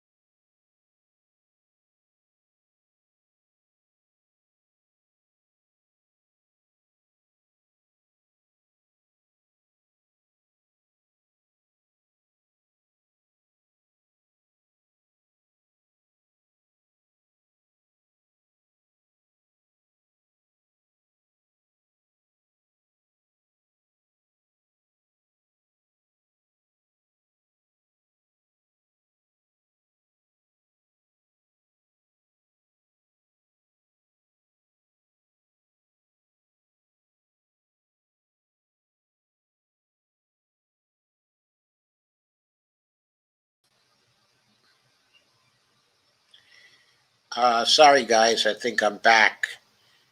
Okay. I had a power outage. So I wanted to finish what I was saying. Okay. The Norwegians also said, People to come home. yeah, they advised their people to come home unless they had special health insurance for the United States. They also called us a developing nation with an infrastructure and healthcare system that was entirely inadequate.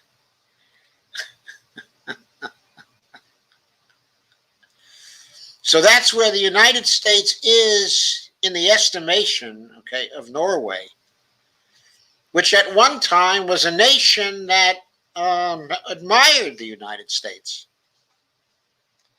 Certainly they did at the end of World War II and in the 1950s and the 1960s. They were encouraging people to come back home. They were encouraging people to come back home. Anyway, let me go back to your comments now. I think we could still have a good comment session.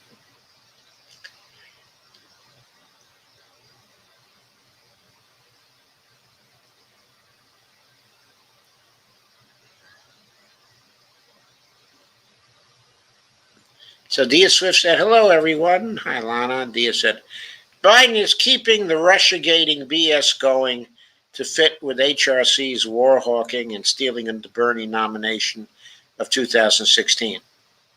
Dia says, how can Biden talk? He just bombed, but not away long ago. Not too long ago, I think is what Dia meant to say. Dia says, the mantle of imperialism, no doubt. Dia says, so 2 dumbass presidents in a row. Shake my head.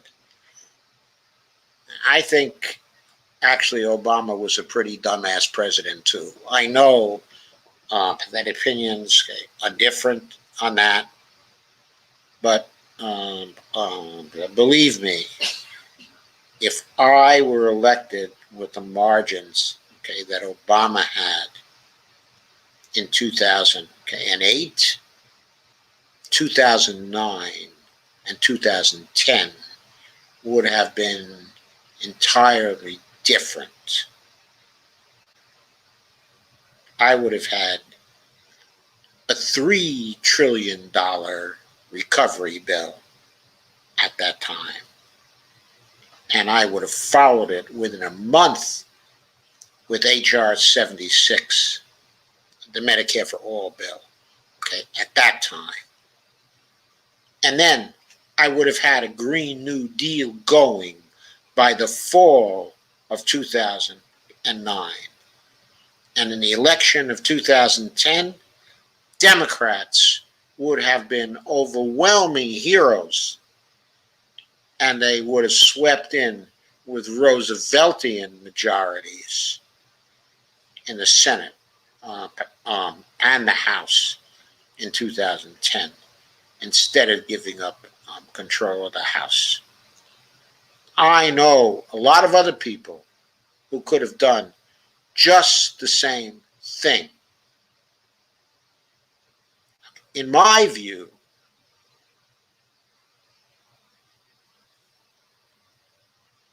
we have had a series of dumbass presidents since Ronald Reagan who put us on the wrong path.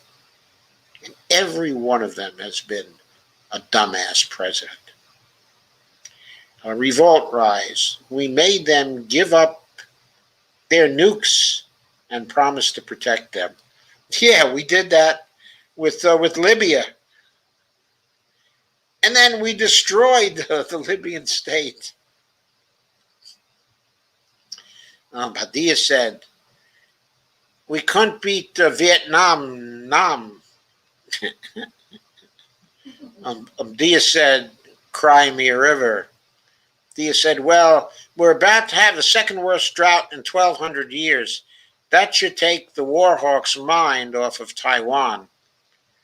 Diaz says, how can the U.S. war on terrorism ever be won when the U.S. is constantly making more terrorists? Yeah. Diaz says, because he himself is a war criminal. Lana says, my internet crashed. My son just called the cable company and they're working on it. But Dr. Joe comes and goes for me right now. So Diaz said, but you mean the longest ass whooping in American history? Laugh out loud, Afghanistan. Well, I don't know if I would call it, okay, an ass whooping. I mean, Good try. we certainly haven't won anything there, but we've killed a lot of people. And when all is said and done, they really haven't killed too many of us. So if you're talking about just winning, I mean, I wouldn't say that anybody won anything worthwhile there. They may be getting to keep their independence after 20 years. They may find that to be worthwhile or not, depending on how wisely they rule. Diaz says, Shaheen, war hawks are going to squawk. Diaz says, the Senate is drunk with power. Diaz says, didn't Kerry go to Ecuador and threaten them if they won't turn their backs on Assange? Yeah, I think he did. Steve Gonzo said they might as well make it legal at this point, except hashtag Madoff. Kay says, Madoff ripped off the rich, or he wouldn't have got caught either, Steve. Steve Gonzo said, I was going to say that, hashtag Martha Stewart. Evelina says, Jack Hu's wife is American, but Jack Hu is a faux indigenous person and a faux progressive, obviously, yes. On a trip back to Bolivia, European denied Evo's plane to land anywhere for refueling when he was president. Finally, Austria let him land. Europe was also involved in the Bolivian coup. What I mentioned was a sign of how they would band against him. Pretty disgusting, isn't it? It was disgusting. Evelina says, Europeans. Kay says, the EU is as corrupt as we are. I don't know. In many ways, they're more corrupt. In other ways, they're less corrupt. Evelina says, does Blinken say all this without Blinken? Probably. Evelina laughs out loud. Steve says, reindeer games, laugh out loud. Kay says, we don't even imprison our treasonists. Yes, I noticed that judges are letting the coup people get out of jail while they're awaiting trial. They're getting a chance to go home.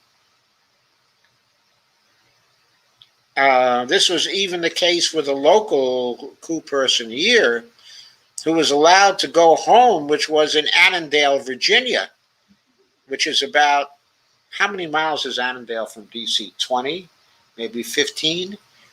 It's right outside of D.C. If he stayed in jail here in D.C., his family could come visit him all the time anyway. Wasn't that much of a hardship. Wasn't that like they had to travel across country to see him? Evelina said he sure was blinking a lot in front of the Chinese the other day, laugh out loud. Kay says, we might have had half a chance to do that, Joe, if we could have had Bernie instead of Biden, but no way now, shake my head. Don't despair. Don't despair. Sometimes reality bites and people do change. Now, Biden's first few months of foreign policy, even he's got to recommend that nothing's going right. So maybe he'll get an idea in his head, maybe I got to do something a little different. I mean, I'm getting rebuffed on all sides. I can't get anybody to do anything. So what am I going to do? Carmen says, yep, the military can get ready to fight the upcoming wildfires in California instead of killing brown people in the Middle East. Kay says, hate to admit it, but we have zero values anymore, Joe. No, we do have values. Us citizens do have values. Some of our politicians still do have some values. But we got a problem with deep state people, foreign policies dominated by considerations of realpolitik result in deterioration of one's moral sense over time. One becomes completely amoral. And most of the deep state foreign policy people are like that or practice an ersatz morality.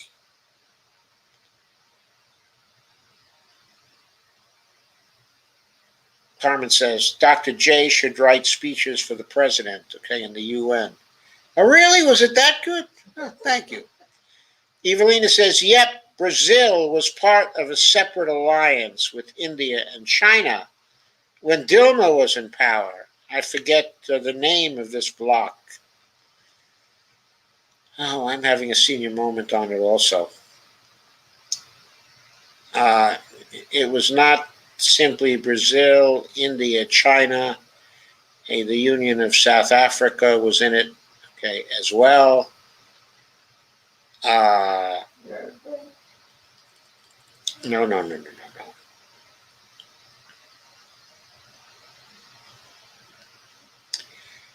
Okay, it will come to me. But yes, Brazil was part of it. It wasn't quite an alliance. Okay, it was kind of the BRICS countries. Brazil, Russia, India,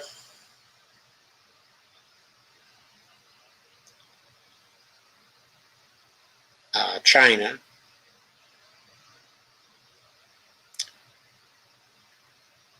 What was the K country? Oh, it was BRICS. The S was for the Union of South Africa. Okay, so it was the BRICS bloc, and what they were doing was trying to set up a counter financial bloc to the financial bloc, okay, of the United States. So that was the name of it. So Bria says India is oppressive toward Pakistan, like Israel is to Palestine, or I could be misinformed. I'm assuming. Yes, India is oppressive towards Pakistan, and there are disputed. Kashmir is disputed territory to this very day. Pakistan has been allied with China in the past. Okay, and the U.S. has tried to be allied both to Pakistan, and I guess we are still formally allies with Pakistan as well, okay, today. And we also have very good relations with India, okay, as well. Dia says, did I forget the W in squawk? Oh, sorry. Evelina says, it is a homeland. Some have distorted the concept and incorporated their own definition, okay, of what that is, i.e., HL security. The term homeland was never applied to the United States. And I never want to see it applied to the United States. And the reason why was because the United States was never so nativist, because we were a nation, okay, of immigrants, and to some degree we still are. And the immigrants came from homelands of various places, but they came to us, and this became their home, but never their homeland in the same sense as Europeans have a homeland. The idea of a homeland seemed to be a European concept. Kay says, hell, I haven't trusted this country most of my adult life since I started paying attention to politics. I guess I was about 15 back then. Carmen says, is Mrs. Hulk in the house tonight? And she says, hi, Bonnie. Hi. Yes, she is in the house tonight. And Steve says, our foreign policy is becoming our domestic policy. Hashtag Israel. Carmen says, oh, wow, Bonnie sent a note as soon as I mentioned her. And then the stream is gone. Where'd you go, Joe? Yeah, gone, Deborah Wilson says. Hi, Deborah. Evelina says, Commander Craig Fulker was just down in Uruguay and Argentina trying to negotiate a military base. Argentina said, no, don't know what Uruguay is saying. They have a right-wing government there right now. Well, it might be right-wing for Uruguay, but that's still more lefty than most of the nations of South America, isn't it? And it's also fiercely independent. Why would they want a U.S. military base there? Dia says, oh no, did the live stream die? For a moment, but we got it back. Steve Gonza says, lost feed. Kay says, we sure don't need another base, Evelina Pont. Kay says, we are a developing nation now. Evelina says, Craig Fuller. Dia says, yeah, you're back. Evelina says, how about at least 6 dumbass presidents in a row? Laugh out loud. Sometimes I think the last president with a brain was Jimmy Carter. Kay says, at least since Reagan. Lana says, we are an empire in decline. And the empires in decline get Caesars who don't do very well, right? They are not good Caesars. We seem to have a bunch of oath keepers here in Ohio. Dia says, saw D.C. is getting statehood. What did I miss? When is D.C. getting statehood? Still has to get by Joe Manchin. Still has to get by Kyrsten Sinema, because it's not getting statehood as long as the filibuster's in the Senate, or as long as statehood bills can be filibustered. Steve says, did I miss a bunch of comments? Okay, or outage. Kay says, don't know, Steve. Evelyn says, BRICS, that's it. Argentina was about to join that bloc when Cristina Fernandez de Kirchner was in her last term. Yes, Cristina Fernandez de Kirchner is, if I'm not mistaken, the vice president now, right? She may be in position to run for president again. We all know who succeeded them, but Macri and Bolsonaro.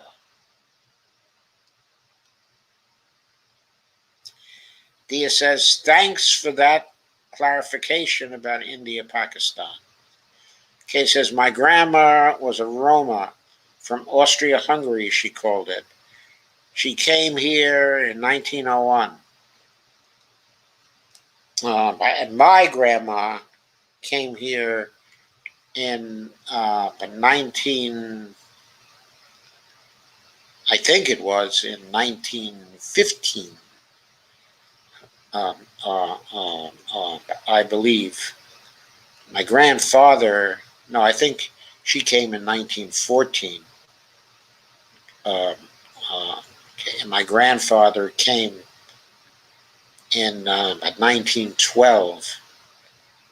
He came here because he was running away from conscription, okay, in Austria, Hungary.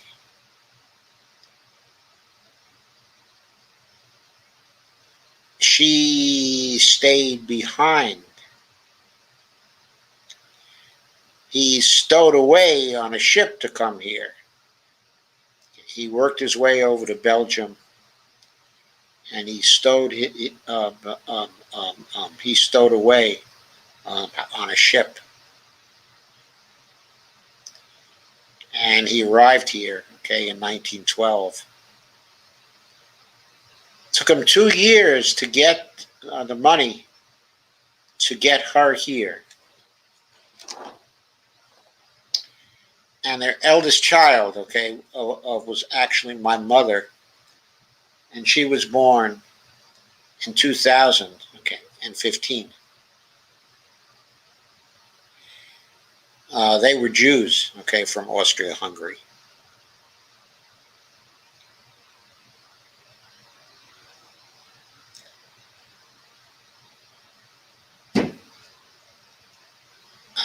Thea Swift says, under Trumple Thinskin, we better be glad we're not calling the U.S. Vaterland. Yes, fatherland. I was worried, sick with anxiety. I was too. And Uruguay's right-wing president, Poo de Cal, is exactly that, street poo. Kay says, my grandma was a German gypsy. Dia says, oh snap, Pope, Evelina doesn't get Facebook jail for saying 6 dumbass presidents, but that was a good one. Okay, it was worth it. Steve says, I didn't hear Joe's commentary on military, Microsoft, Nancy Pelosi, etc. I didn't have any particular commentary on that. Okay, I guess the reason why is because that kind of corruption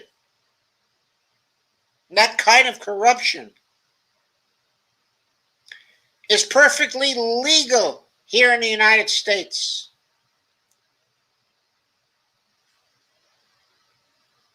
Perfectly legal.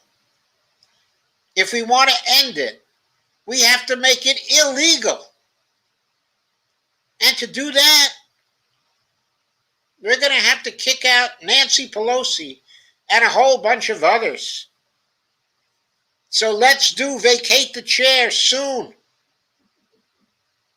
Let's do vacate the chair soon.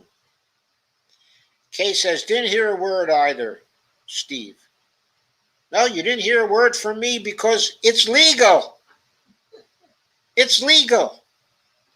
How many times have I already said we need to get rid of Nancy Pelosi? Don't I support Shahed Buttar?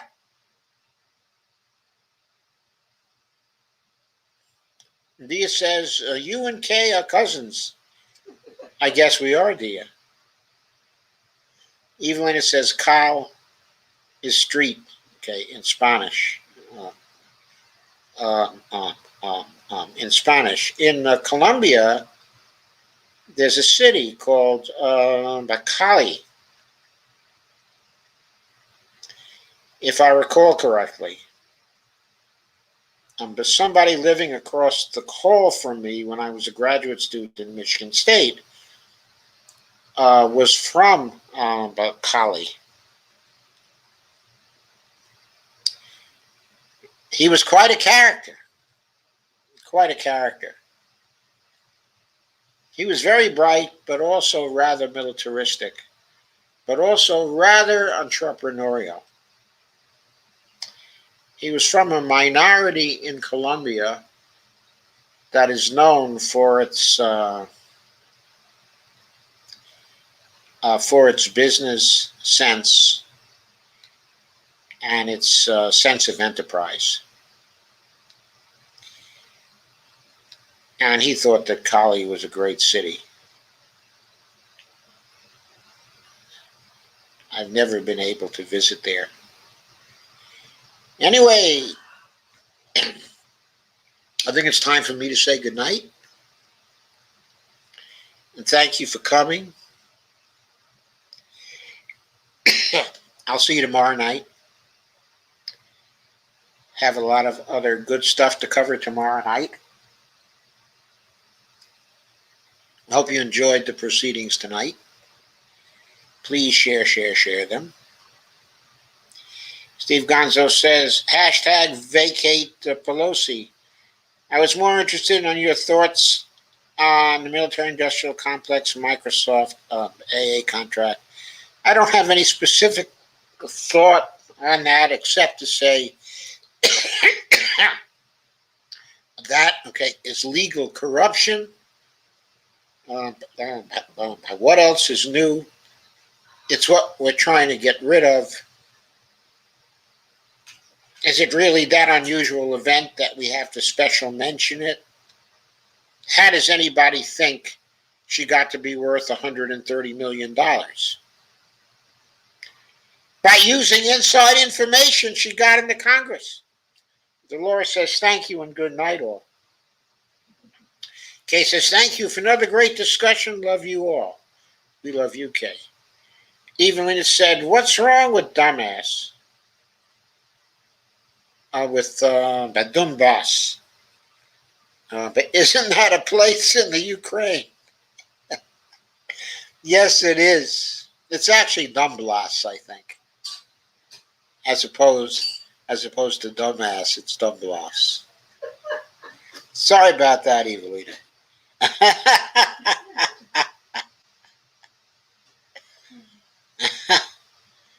Okay, good night, folks.